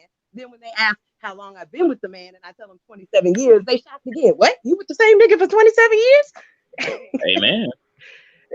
Just because they assuming based off of what I look like that shouldn't be happening. I don't understand. If that's all you missing out. If you're gonna look at me and judge me based on what I'm wearing and what I look like and what I got, you missing out on all the rest of me. And I feel sorry for you. Exact. I feel sorry for you. Yeah. My mom and my dad raised me and my brothers with the same type of stuff. Like they always told us. I had 2 parents already. Yeah. And when I became an adult and I didn't agree with the stuff that my parents were doing, guess what? I'm an adult now. You're my parents and I love you for what you did up until the time I became an adult my damn self. Now I'm gonna do me. You still don't have the right to tell me what to do anymore. Regardless, I can take your advice, but I don't have to follow it. Yeah. Yeah. Amen. Amen. Amen. That's it. I completely agree. Did you want to stay around? Because I'm gonna let Miss Sheely chime in, or did you want to jump off? It's up to you. You can stay around and see what Miss. Oh, I'll stay around. If she doesn't mind me staying around, I'll stay around. Yeah, no problem. No problem. Okay, Miss Sheila, how you doing today? I'm good. How are you? I am wonderful. What's going on? Tell us what's on your mind. And this is nutritionist Shelly, by the way. I just didn't finish. Oh, what's going on, baby mother? Why you ain't got a profile picture up? Why you all blank up here like you come from the 18? You know what? Because I don't know how to do all of that. You know what? I don't even know. I don't even know how to see the chat right now. I'm behind. Okay, you know what? I'm gonna call. You know what? We're gonna do it together afterwards. Okay. Okay, please. All right. So what's going on? Tell us what you're thinking. Well, I just wanted to say this. I don't personally wear a bonnet or wear pajamas. I think, to be honest with you, I feel like it's tacky to do that. I feel like if you're gonna go out in public, then dress. You know, I don't want to see it. But in the same token, I feel like you also can't dictate and put rules in place for other people and how they carry themselves. So I mean, I don't particularly like it. I think you know it brings upon a stereotype for us as Black women that, you know, we just gonna go out looking any old kind of way. But I also feel like that's you and you do you. Okay, you do you. But me personally, I'm not gonna do it. Okay, so let's explore that psychology just a little bit. So even though you prefer definitely not to go out in a bonnet, do you have any judgments about the woman in the bonnet? Like, what do you tell yourself about the woman who you see in public with the bonnet on? To be honest, I really don't care one way or the other. Like it just, yeah. I don't really care about the bonnet. The pajama thing is what really gets me. The pajamas, the pajamas, the nightwear in the daytime for you. Yes, because it's like, okay, first of all, I want to know, are you going out in public with your pajamas on? Are you still taking them same nasty ass pajamas and getting in your bed? No, Lord. Well, you know, some people put on the same jersey dress and go to bed with that on too. Wake up in the morning. Some people got on the same pair of jeans and them pushed out in and lay down in that too. And you know, these men be having on 3-day-old sweatpants. Oh, Lord. Had sex in the sweat. They done ran trains in the sweat. They done played ball with the boys in the sweat. They done went and paid some of mama's bills for her in the sweats. In the sweats. The visit just funky. You know what? And I think maybe because I come from a different era. You know, I'm in my 40s. So as soon as we came home, my mom was like, "Take off your school clothes. You know, you don't wear your school clothes in the house. You wear house clothes in the house. And if you go outside, you bet not go outside with no house shoes on, no scarf on your head. No, I remember one time going to visit my mama at her job, and she said, "Where's your lipstick?" I'm like, "Dang, mama, I just want to come bring you some lunch." She's like, "No, don't ever come out the house with, with your face not together." Oh, that's the era I come from. So it's. See, I would have told mama to go ahead and starve. Then she ain't got to worry about me fixing her no plate. Go ahead and starve, mama. You know, but that's the era I come from. So I don't really, and I still to this day don't do that. As soon as I get in the house, I take my outside clothes off and put my inside clothes on. I still do that to this day.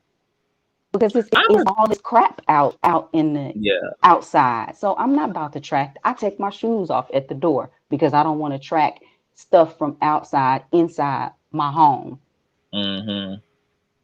But you know, even speaking to Hayes' Wade comment about it is tacky to me, but sometimes you got to do what you got to do. Like, I'm gonna be honest, and all my friends will tell y'all, I be super tacky. Like, I am the kind of person who would run right on up to Family Dollar. Looking like a family with nothing but $1, and I won't have no, and would dare a mother lover, would dare somebody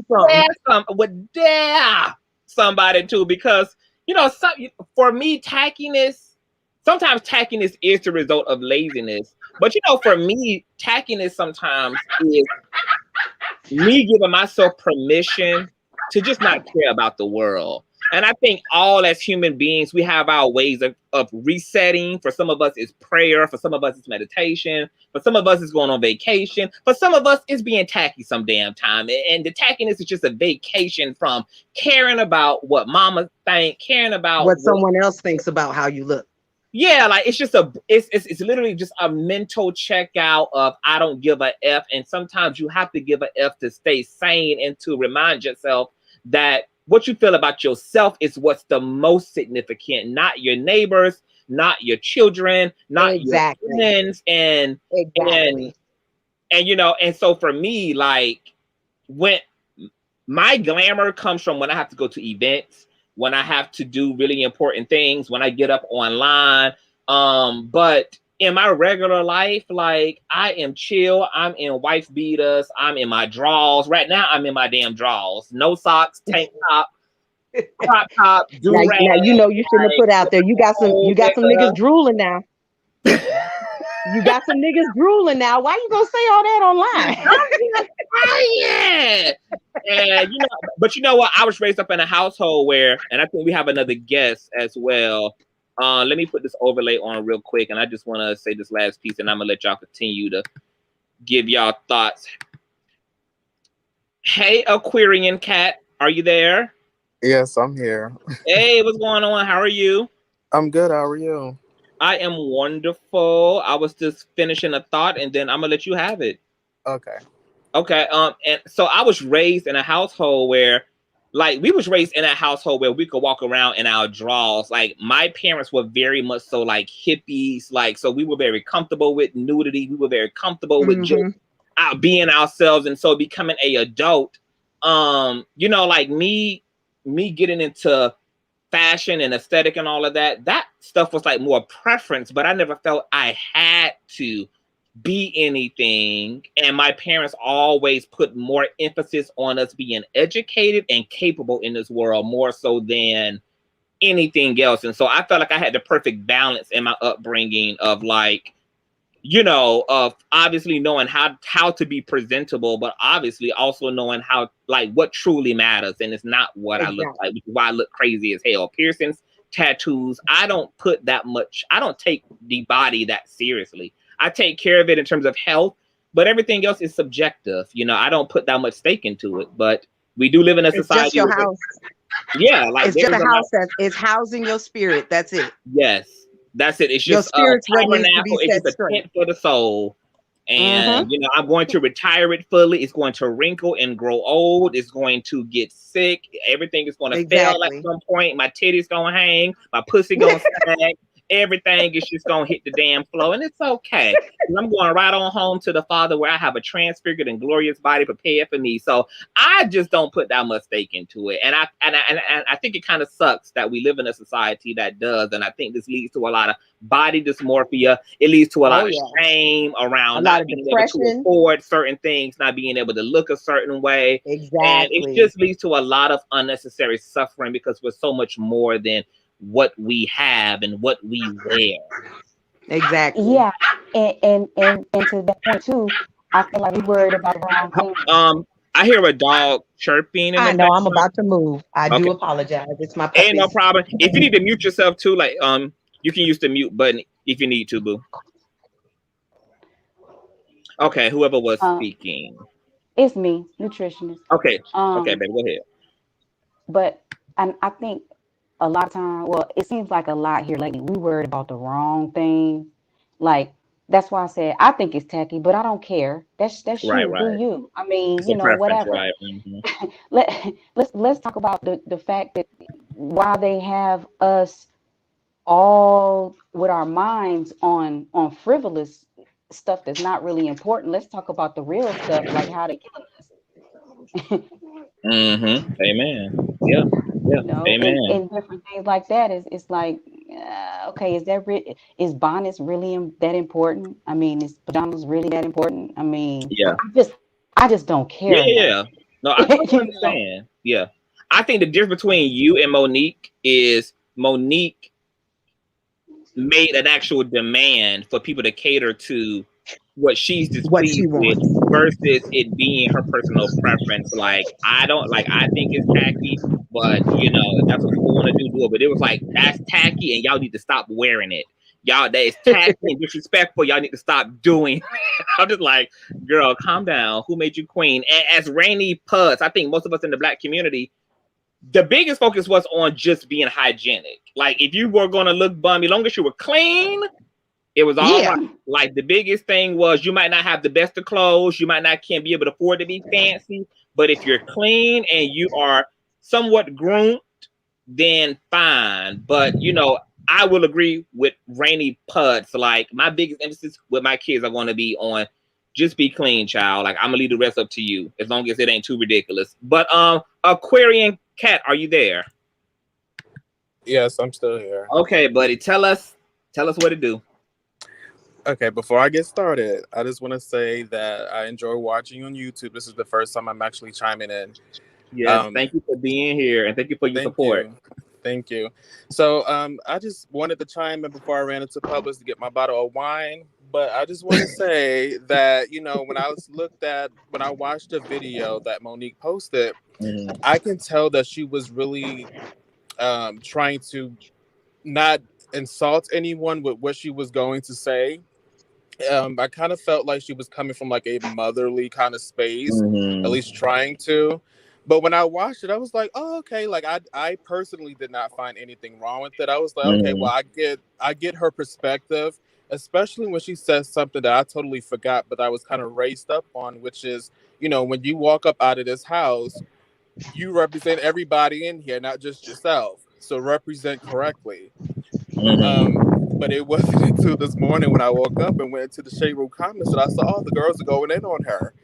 And I was like, when I was watching the comments, I was like, I understand the other argument because she's sitting on the camera in her robe, telling people not to go in public with a bonnet, which is interesting. So I personally do not care if I see someone in a bonnet, or walking out to a Walmart in their pajamas. Just let people do what they're going to do. But I do appreciate when Ms. Barber came on here and was like, pretty much for the younger generation to not be beyond being corrected, and to listen to sound wisdom. So I don't have much to say, but I just wanted to add my little 2 cents. I see where Miss Monique is coming from, but I also see where the people is coming from, and I just let people do them. Okay, so can I ask you one question before you go? Yeah, because I think somebody had said that too about her delivery. I think sometimes, and maybe you can agree or maybe you don't agree with this. I think sometimes sometimes that's a part of the manipulation and the deception is the presentation of a message. Like, because she came off as loving and mothering and hi, my babies, like that I think all of that was really intentional because she was really trying to disguise a very materialistic ideology with a lot of fluff and a lot of love to make it palatable and digestible so that you didn't end up on a radar of Conscious TV and be dragged. But I felt like, she's not that good of an actress. Like to me, it felt even more manipulative because there was so much fluff. And I'm just like, Monique, I see the bigotry. I see the respectability politics. I see the patriarchy. I see you reinforcing this patriarchy over women, like reducing the women to, once again, what they have and what they look like rather than what they are. And I don't think that's wise as a Black woman to do that, especially when you know that women of all kinds, whether Black, white, Asian, or whatever persuasion they are existing within a system dominated by men where women are already objectified. And so why reinforce more focus upon presentation and aesthetic when you could have used that same platform to speak to women and say, hey, I'm proud of you boss ass Black women, doing what y'all do. Y'all got y'all coined up, y'all got business, y'all handling y'all stuff, and y'all ain't got a care in the world because y'all real priorities are in order. And it's just uplift each other. Remember, but I will agree, it was definitely a pleasant delivery. It was. And I like what you said about the manipulation part, because you are correct. Some people are very crafty, that they know how to deliver a message in a manipulative way to make it sound like, I'm really saying or doing XYZ and wanting my best for you, so to speak. And so, I just think that, you're correct that she could have came on there and said, you know what, I'm proud of the women's, the women that are doing their thing today. They don't give a damn what nobody think. What anybody got to say, they're going to do them. And I'm proud of you, Black women, for, being bosses and etc. Yeah, because, it would have been one thing if she would have came on saying, these women in the bonnet are acting like rancid, banshee heathens. What I'm saying? But it was like the women weren't doing anything but being in bonnets. Like, they weren't orderly, they weren't ghetto, they weren't unruly, they weren't difficult, they weren't holding her up in line, they weren't asking for money, they weren't like harassing nobody, they wasn't selling no coochie on the side of the airport. Like, these people was just minding their whole business. And I'm just like, girl, what is really the T-bone? Like, what is the T-bone? What is really good? Well, I don't understand. Conscious, I had a question. Okay. Well, she getting on the plane. I'm going to assume that Monique is flying first class. I'm going to assume this. So I'm going to assume that if these women were in the same line with you, they are also flying first class. So if their first class asses wanted to wear bonnets and pajamas, guess what? Right. Hey, that's what first class is for. Hand me my crumpets and my juice and my bonnet. I'm comfortable. Yes, I want to eat my crumpets and my bonnet. They were able to get a first class ticket though, right? Right. That was my point. Like, these women were on their stuff. But I thank you, Aquarian Cat. I know you got to go into Publix, enjoy your drink, sip one for me too, pour one out. I was gonna say sip one for me too. Yes, thank you for having me. No, and, don't be a stranger. I won't. I follow you on Instagram, so I chime in all the time. So okay, I'm about to follow you back. Yeah, child. Did I follow you back on Instagram? You do follow me. Okay, good. Okay, yeah. I'm about to go like all your shit then. Okay. All right, baby. All right. Take care. All right. Bye. So what are y'all final thoughts, ladies? Like, I know Shelly is like, look, I ain't gonna come out of the house looking raggedy, but if that's what the hell y'all want to do, ain't no judgment from me. But it ain't my stilo. I'm not gonna do it. I have a question. Well, you wifey, so you bet not. You better always let these. I don't always come out one. Let them know who your husband is. I could wear a bonnet because I don't ever have no time to do my hair with all these damn kids in my house. Father God. But I just don't wear one because I don't look good in it. That's just me. If I looked good in it and I could walk around slaying in a bonnet, I would do it. Okay, I get that. Okay. And you're right. Like that's because everybody can't pull off the bonnet. Everybody can pull off. No, everybody can. Yeah. But there's some women that could wear a trash bag, and you looking at her saying that one was bad, and she could have a trash bag on. You understand? Right. I'm not her. Right. So I ain't gonna try it because I don't want to offend anybody's eyes. But But see, even with King Keith is saying now a head wrap is fine. How do you feel about head wraps? Are you cool with head wraps? Like, I'm cool with head wraps, especially if you can do it. If you can do it right, my daughters will wrap their head like with the African wrap and put it on, and it looks beautiful on them. Right. So people are even King is saying like the hair wrap is cultural, but let's not make bed wear normal. So what if the bonnet was cultural? We wouldn't be having an issue with the bonnet if the bonnet was cultural, and the bonnet is cultural. It's cultural to a certain extent. Like, there are some head wraps that look like bonnets historically.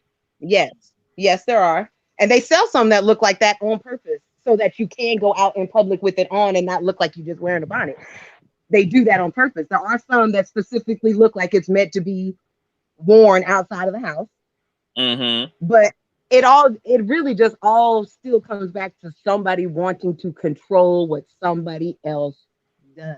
If it ain't good for you, don't do it. If it's not hurting you, if what I'm doing isn't causing you some kind of physical, mental anguish, why do you care what I'm doing? Get the hell out of my way. Exactly. Why do you care? Yeah. You too much in my business. You must have some going on in your life that you can't control, so you steady trying to control me. And that's Monique. She can control that man's dick, so she's trying to control black women's headwear. Okay, so he must have a thing for women in bonnets then. You know what? I might gotta do some investigative reporting, baby. You might just put me onto a pattern here. Let me find out that Mr. Monique, honey, got a thing for the chicks with the bonnets on, honey. Baby, that is very interesting. To King Keith's point, a bonnet is cultural for bed. But so funny, King Keith, because you also said that black women should be held to a higher standard. I'm fine with that, but the only issue when men say that is that men not being held to a higher standard. I think if we gonna hold folk to a higher standard, as long as it's going both ways, all is fair in whatever standard. Whose standard are you talking about? Because I don't hear these critiques from men about men in baseball caps or men in do-rags or men in bandanas, which are all fashionable in the male world. But the bonnets on the black woman somehow is ghetto, stank, and Raggedy Ann, and it does seem like it makes her lazy. Woman ideology there. And then they're saying that it's laziness. It's laziness, right? But why it ain't laziness if a man slaps on a hat and goes on by his business? Why is it not laziness if a man puts on a do-rag and goes on by his business? Why it ain't laziness if a dude puts on a bandana and calls it a day? Why is it lazy and detestable and disrespectful and dishonorable because it's a bonnet? But it's because it's a black woman, right? That's the only exactly. difference. It's a black woman, so of course, there has to be an issue. Can I play devil's advocate again? Yes, you know you can. my question is, and maybe this is a conversation for another day, but do you think that things like this contributes to the already negative things that people already say about us black women? Do you think that this actually contributes to the stereotype about black women? You know, should we be doing something that maybe that turns that instead of contributing to the already preconceived notion about black women and lazy and don't have that going on? And yeah, I'm gonna let Oz answer that first, and then I'm gonna go after Oz. I don't know if you can really contribute to it, because in my eyes, I'm a half breed, first off. So I get it from both sides. So I don't really know if black women can contribute to it. It seems like whatever a black woman does, someone somewhere is going to find an issue with it and try to make it into something. No matter what you do, they're going to find a way to demonize it and turn it into something just because they want to hold you down. That's it. No matter what you do. Now, I give you, let this bonnet thing keep going. In about 3 or 4 months, you're going to see every white Becky chick wearing a doggone bonnet on her head, because it's all of a sudden the fashion and the fad, because black women are wearing it. Do you see what I'm saying? So even though we in our own community, there's people amongst us that are complaining about it, I guarantee you it's going to turn it into some kind of trend, and all of a sudden bonnets are just going to be the new hot selling item because black women are wearing them like that. And they look to the black culture for all of the trends, all of them. That's just facts. That's what they do. Every trend that usually starts in the black community, and then they want to appropriate it and take it over.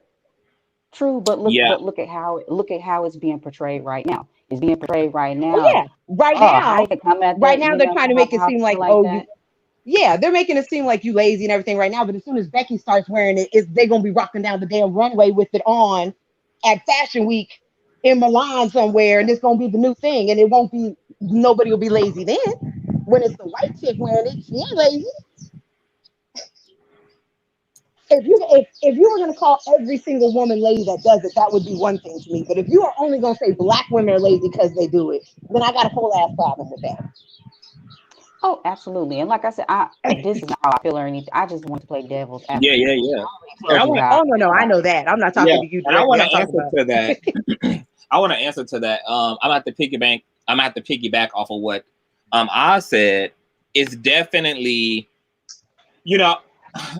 I get a lot of my conscious awareness points from Jesus, because what I got to see in Christ's methodology was that he always drew more attention to the society around the so-called sinner and the culture around the actual sinner, rather than so much of the sin. Yeah, rather than the sinner it himself. This is why the church today don't like to preach a lot of Jesus, because if they adhered to a lot of Jesus, there wouldn't be a lot of judgment in the church, because Jesus is more interested in correcting the system that leads to the judgmentalness and the dehumanizing and marginalizing of human beings. And so just writing off of the backs of Miss Oz, I would have to say that it's not on black women to change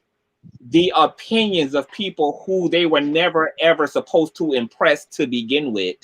It's actually, the onus is actually on those looking and critiquing black women to shut the hell up about black women and to allow black women to show up as they allow every other woman to show up, as somebody said in the comment section. If you look back to the 1940s pinup era, white women glamorized scarves and hair rollers. These were images and all types of campaigns for cars and sodas and pop and different things. And so it seems like, once again, when everybody else, if a white woman want to throw on her shades and put her scarf over her head, it's considered high end and she's a rich white woman, as Miss Funky Dineva that's been known to parody. But when black women do these same things, it's she's not representing the culture. And I just think that is really crazy and it's really wild. And I think that goes back to me and QI's initial point about developing that self-awareness and realizing that, like, just let people be, because whatever makes people, all of our happiness is really individual to us. Where we are moment to moment every day of our lives is individual to us. And in this moment that you may be on your glamour shit is a moment that I may be showing up at the same store in my down day. This is a day that I don't want to put on no goddamn glam. I don't have to put on no goddamn glam, but and you don't put a dime in my motherfucking pocket any goddamn way for me to consider what the hell it is that I can take your opinion to SC&G and pay my light bill with your opinion. I can't take your damn opinion to the water bill place and pay my damn water bill down. So at the end of the day, what is the, like, how much should I be concerned about what people think? Hell, because I'm gonna tell you, wifey, what the issue is for me is that if I supported respectability politics, I wouldn't even be able to show up the way that I show up as a man. I'm a black man with a federal penitentiary hairline, okay, strong as hell, with colored bundles swooping off one side, with tattoos from my neck to my hands, piercings up and down my ears. Sometimes I'm masculine, sometimes I'm effeminate, and nowhere in the black intersection would I be allowed to be seen as a strong, valued, masculine male because of those respectability politics. And you know what? Conscious, I just wanted to interrupt for 1 second and tell you those are the exact things in my mind that make you a strong black male, because you have enough confidence in yourself to do whatever the fuck pleases you without worrying about what other people are going to say about it. That's what makes you strong. Yeah, that's exactly what makes you a strong black man right there. You know, I really appreciate that, and that's actually my definition of masculinity and femininity or self-love is your ability to have faith in yourself, your ability to have faith in your own capacity, your own inner intimate understanding of yourself. That's what makes someone strong. Like, I wouldn't want to raise my daughter to believe that her strength and her power is in her appearance. I want her to understand that her strength and her power is in her agency and her ability to really align with what truly makes her happy, even if that means going against the grain, even if that puts her in the alternative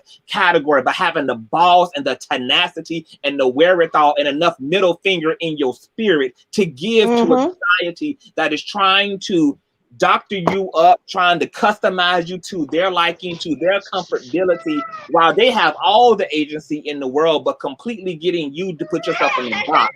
That is so unfair and unjust. And I want to raise my son to be the same way. And so I understand the birth of respectability politics, because I think because of Black people having to survive and navigate America, that there was some usage, right, for Black parents telling Black kids to straighten up, because you didn't want to end up unnecessarily on the radar of a KKK America. You didn't want to end up, you didn't want to be too loud. You didn't want to be too noticeable. You want to act like, you want to be domesticated. You don't want to be perceived as a threat in an already very racially tense society. And so I understand that a lot of these respectability politics came out of survival politics.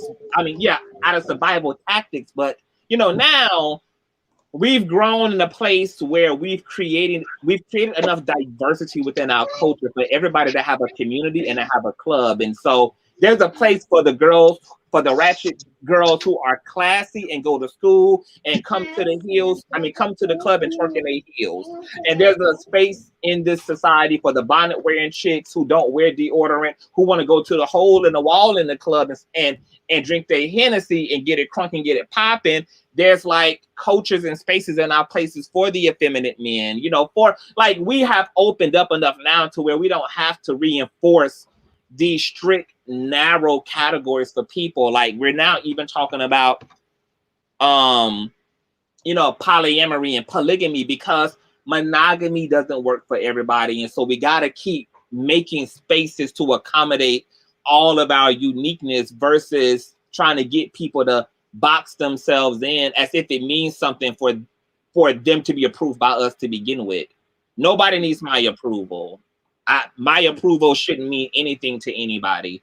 And it damn sure shouldn't. And even if I have an opinion about you, it shouldn't mean so much to you that you literally go out of your way to be subservient to my idea. Like, do what you want to do in this world, as long as you're being healthy and you're not harming somebody else. Like, rock on with your cock out. Like, hooray to you.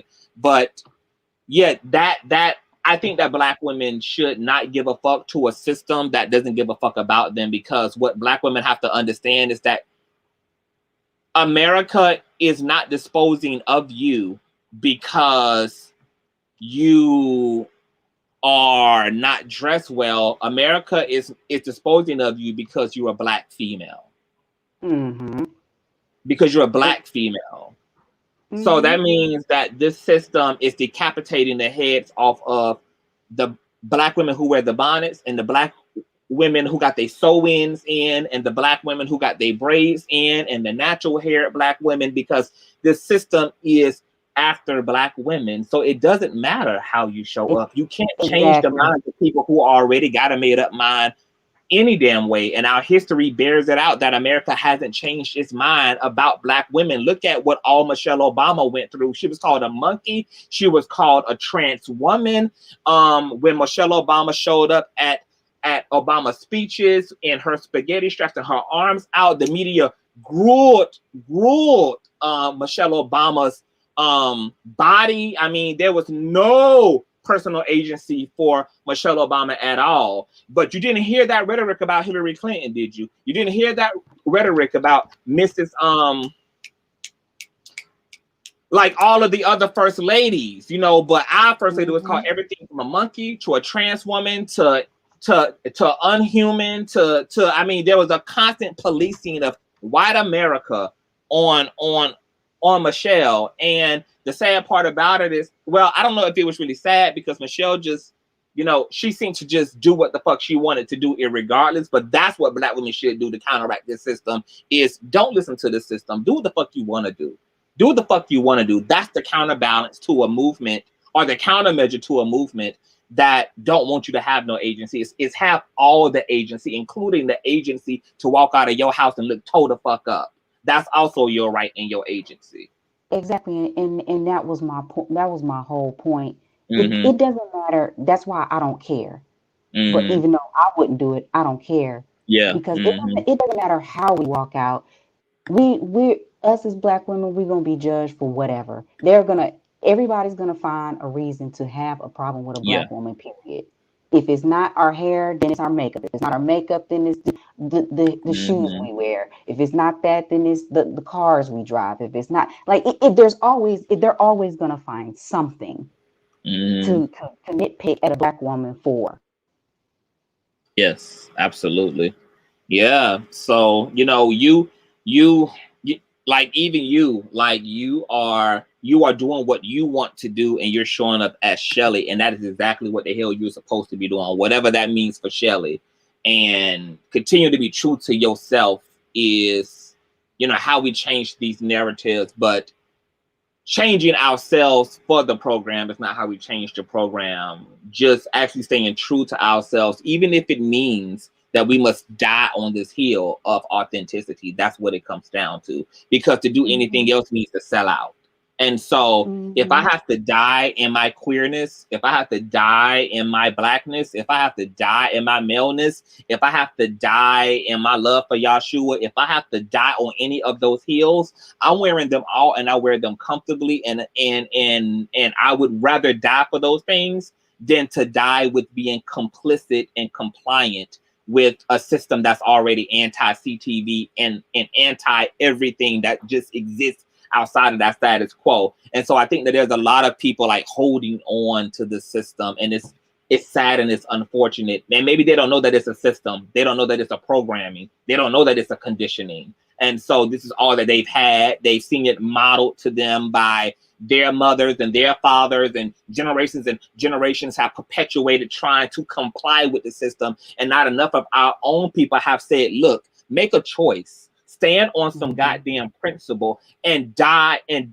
that principle if that's what it takes. Because at the end of the day, you die in any goddamn way. So there's no need to get so comfy with life and to get attracted and addicted to, you know, to public perception, et cetera, et cetera, et cetera. Like, make a choice, know who you are, and then know who you are to the extent of being willing to die in your identity if that's what it comes down to. Like, and I know that's more on the radical side, but that's what I wake up to every day. I am literally prepared to die on the hills that I decide to lay upon. Be you. Be you, Yeah. and be who you want to be. That's it. That's it. But anything else you want to say, baby mother, before we get out of here? Nope. That is it. Look, you played devil's advocate because you played devil's advocate well, because I wouldn't have been able to get all that up off me if you had not a set that foundation. So whenever you want to play devil's advocate, come on up here and say, look, let me give you this contrast, boo. Okay? For sure. But thank you for showing up. Did you ever send me your number? I did. I sent it to you in Patreon. On Patreon? Okay, I'm going to have to check my Patreon. Yeah. I'm going to call you tonight if that's cool. Okay, yeah, that's cool. Okay, cool. I'm going to give you a call. Thank you for coming up here. You another one. You support me like a mother lover, but you don't be pushing up on these StreamYards too much. Yeah, you know, sometimes I just let people, you know, say what they want to say. Like you just let us be with the crazy. Okay. You know, a lot of times I just, you know, I want everybody to get what they got to say out. Sometimes I don't have a popular opinion. Ain't nothing wrong with that, because, you know, like, me and you got that in common. Like, we both are willing to kind of go against the grain and tug on some wigs, like, and not be so agreeable. And it's fine. Like, that's what makes the dialogue really amazing, is the contrast and difference of opinion. So never shun away from that. But you're amazing. Thank you. You are amazing. We got so much to talk about too. Yes, we do. We're gonna catch up too. Yes. All right, boo. I'll be giving you a call soon. Okay. I love you. Love you too. So let me read some of these comments before I get up out of here. David says, I'm hella offended by people equally Hollywood trying to shame sisters into looking like them. Monique, where do we? That's another thing. Like, where do we draw the line? Like, we can say, well, it's bed wear, it's dinner wear, it's club wear, it's event wear. You're overdressed, you're underdressed. But so it's like, if you get to critique the women in their bonnets, Monique, then what keeps you from just like pressing the gas fully? Like, what? So if you don't like the way that women wear their skirts, if you don't like the type of colors that women are attracted to, what? That means that women should stop wearing. Like, it's just like, it won't end. And that's why respectability politics have just morphed themselves into this big ass intergalactic ass monster that's, you know, consuming our entire tribe. Because once you start with one, you have no choice but to default to like infinity respectability politics. And so I'm just like, girl, you were a fat Black woman in Hollywood. Like, my God, talking about like marginalization. If anybody should understand what it's like to exist in the other category, if anybody should understand what it's like to exist in the alternative category, if anybody should be caping and rooting for agency, you know, and personal liberty, it should be Monique. You know, you were birthed into a society where your size was considered like the last thing on the pussy meter. Like, it went from, you know, light-skinned Black girls were like top-notch puss. Brown-skinned Black girls, fit, skinty, were, you know, second best class puss. Dark-skinned girls were third best choice. And then the fat bitches was just like when you couldn't get any of the other women prior. And so her living and coming into such a patriarchal system, you know, and being as a obese Black woman, as a brown-skinned Black woman, it's just like, and as a very loud and vivacious, outspoken Black woman, all those things you know, came under critique and came under fire. You know, if you listen to all of her interviews about, you know, being blackballed by the unholy trinity known as Oprah, Tyler, and the other gay one, you know, like she talks about, you know, her reputation and, you know, what people have said about her. And lots of people have had very disgruntled experiences of Monique and working for her. And her clapback to that was, so when men know what they want and are taking charge, it's okay. But when a woman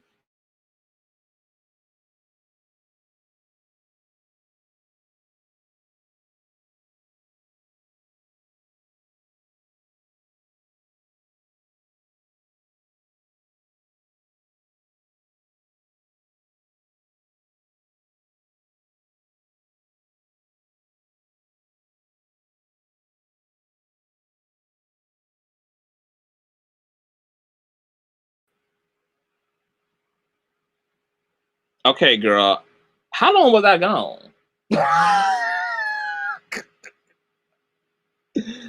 What happened? How long was I gone? Because all of a sudden, girl, I was just, hey, Perp, what's going on, boo? All of a sudden, girl, I was just gone, bitch. White supremacy had done took a bitch clean out. But that's what I'm saying, David. You know, it's not true about fat black women. Fat black women are actually desirable. These niggas be ready to hit, but this is what the disillusion of the system would have you thinking, is that light-skinned is top tier, dark skin is unattractive, that fat is nasty, etc. Blah, blah, blah, blah, blah. This is the disillusion of the system. You know, these things aren't true. All people have a basis and have a fan basis. I know men who don't want them nothing more than a BBW. You know, I know men who don't want them anything more than a deep, dark, melanated black woman. You know, and so, but the system will not communicate that to you. The system will project images, onto streams and movies and sitcoms, in music videos, in billboards and fashion magazines, and completely warp your sense of reality and what's really going on amongst the people. And the truth about what's going on amongst the people is that there's a place for everybody amongst the people. Just like in the LGBT community, there's this big like commodity around masculinity, and a lot of masculine same gender loving men or bisexual men or pansexual men have a certain level of privilege because there's all this hype about masculinity, and the more masculine you are, the more sex appeal you're deemed to have. But the truth is that that's not actually the way that it goes in the reality of queer people's lives. Like me, even as a androgynous man who swings between both masculine and feminine, I've never had a problem dating. I've never had a problem with sex. I've never had a problem with obtaining relationships. I've never had a problem with desirability. Bisexual men particularly love men like me because they're able to get their feminine fix from the part of me that's feminine, while they're also able to get their masculine fix from the part of me that's completely masculine. And so, but you wouldn't see that if you looked at like the culture around queerness. So it's the same thing with the black community. It's like, if you listen to these systems, they'll have you thinking that, yeah, you need ass shots. Yeah, you need a big booty. It's plenty of little booty, no booty ass women who have obtained wealth and obtained meaningful relationships. There are plenty of black women who are not built like a video vixen naturally, and who are also having no problem with desirability on their college campus, or having an issue with desirability on Tinder, knocking, you know, swiping left and right, up and down every goddamn way, having, you know, like getting too much attention if you ask them. But if you're looking at the system and allowing the system to inform you, it'll be like, what? Like, you will be thinking, you will be having completely separate thoughts from the reality of where you really are. And so we got to pull back off the media. We got to pull back off the system and deal with what's really being communicated to us by our own personal experiences and allow that to really inform us, because the system is a liar and the system fabricates and the system is untrue. So don't listen to it. Listen to the reality of your life. Don't allow the system to fucking inform you, because it's disingenuous. Largely across the board. Says, not my looks, but my attitude and speech. Amen, honey. And look at you in this picture, Oz, with this beautiful, gorgeous black man with the salt and pepper beard, honey. Okay, looking like a beautiful swirl relationship, honey. I am here for it. And that's what I'm saying. It's like, look, there are people, this system would tell you that you have to look like this, but there are plenty of people who are sexy because of their attitude, their sense of humor, their intelligence. But in this culture, they don't really speak a lot about how actual personality traits are also sexy. They would never communicate that to you. So you would never think much of how much your personality is also significant to your desirability, because you would be more focused on looking like a damn beauty queen or looking like some six-abs, muscled man with a chiseled face and shit, because the system don't communicate to you that there are aspects of your inner person as well that contribute to your compatibility in relationships, that contribute to your sex appeal and your desirability as well. So we got to just pull back, honey, and get very clear, honey. We got to do it. All communications aren't valid if it's not across the board. You have person-specific issues, personal qualms, and disingenuous in this discussion. So y'all having a whole dialogue all by yourselves in this chat. I'm not a vixen, obviously, but I get attention. It's about what you give off. Yeah, it's about this. It's about mastering the art of your fucking sexy. Like, I don't worry about looking like near nigga. And it's interesting that me mastering my own personality and mastering my own physicality turned into something that works for me in the life that I want to live. Okay, now there's gay men who don't want to look like me, and there's gay men who don't need to look like me, and there's gay men, when they try to look like me, can't pull off what I'll pull off, because only I am anointed to do me the way that I do me. And so we need to stop trying to be like other people and learn to master ourselves. God has a life appointed to all of us, no matter what you are, handicapped, whether you suffer from mental illnesses, whether you are dark skinned, whether you are obese, whether you are underweight and super skinny, like whether you got a big booty, a little, like whether you got your hair, don't have your hair, like, child. Once you just really get to the point of self-love and you learn not to feel a way about the cards you were dealt, but you ask God for the wisdom on how to utilize and play the hand that you dealt, that's when you will realize that nothing that you think or was taught that would separate you from the life you want is an actual real obstacle. The only real obstacle is that you just didn't know how to play your hand. And so your prayer every night and every day is not to ask God to change your life, not to ask God to give you things you don't have, but God, ask me for the highest and most optimal degree of wisdom that allows me to completely capitalize off of the circumstances and the cards you have given me today, because it's already there. God already done gave you all the pieces you need. You just have no idea how to arrange them and make them work for yourself. That's how you get to your best life. That's how you get to your blessed life, okay?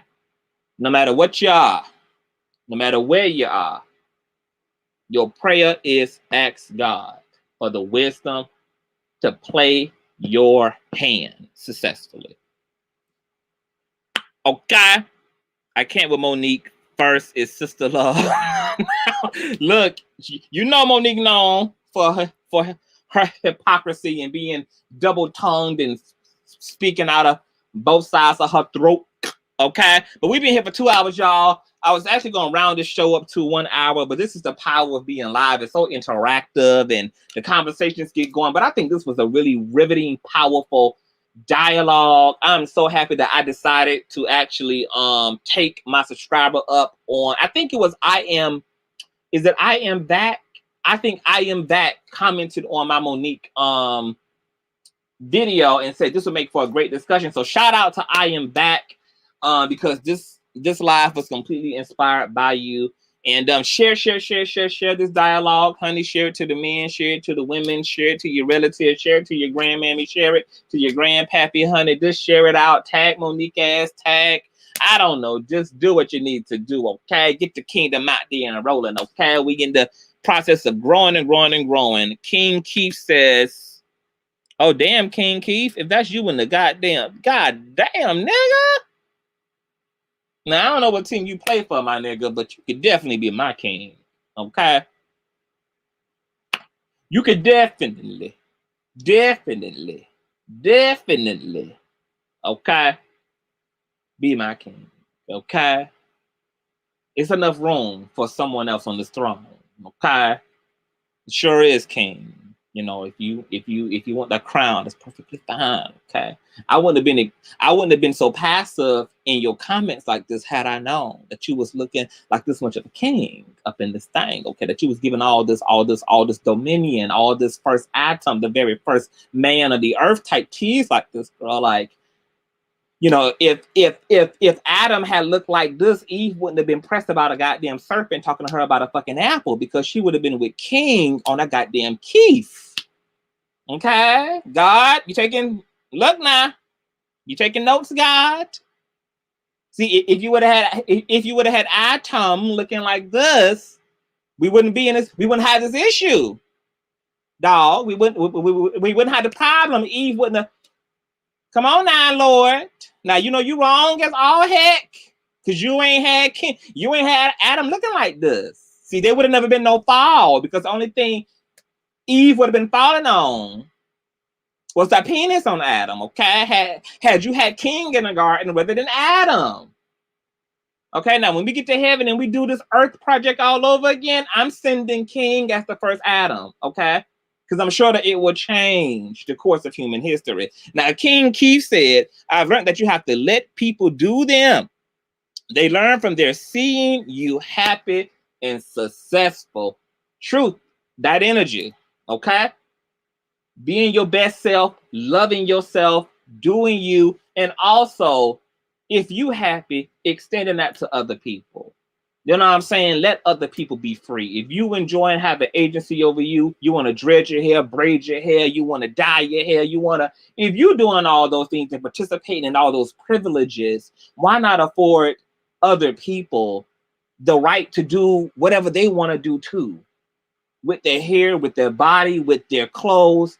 It's just about extending that freedom. I got freedom and I got privilege, and it's my business to be aware enough to make sure that I'm staying out of other folk way and letting them do them too. And when we allow people to do them and we support people in doing them, this makes for a happier society and people conduct themselves better. Crime is lessened, rape is lessened, thievery is lessened when people can have a true sense of self and also have the support of their governing body. That's just on period. Okay, now Keith, we can talk about some things. If you need to contact me at CONSCIOUSTV@gmail.com, if we need to have some separate dialogue, you can, email me at CONSCIOUSTV, my platform name, @gmail.com. Now, let me scroll up, honey. Let me scroll on up. Sharon Marie, yes. Thank you so much. Thank you, Marie. I love you so much, boo. Thank you for blessing us. Okay, y'all, subscribe to Sharon Marie Watson's platform, honey. She is with the Bonnet Chronicles on period. On period. What? Are you serious, King Keith? Okay, well, you definitely email me, okay? We got a conversation to have, okay? So I better be receiving your email in about 5 minutes. And on that note, let me go so I can go conversate with King Keith, y'all. I got me a man to go entertain.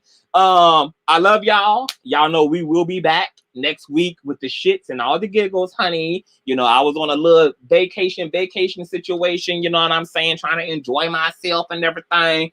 But, we got some popping to do. We got some hoes who done had my name in a dick sucker.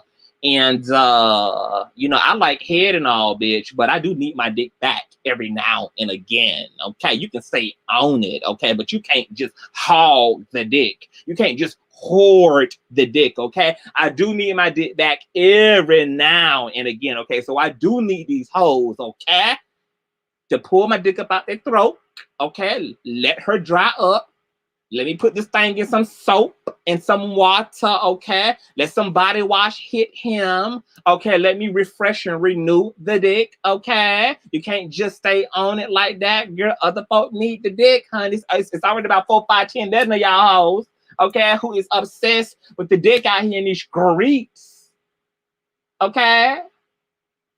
So I had to pull my dick out of these hoes' throats, okay? But we'll put them back on their knees over the next, you know, 5 business days, because you guys know that we act like straight up heathens during the week, and then we act saved on the weekends. You know, we have meaningful conversations like this on the weekend.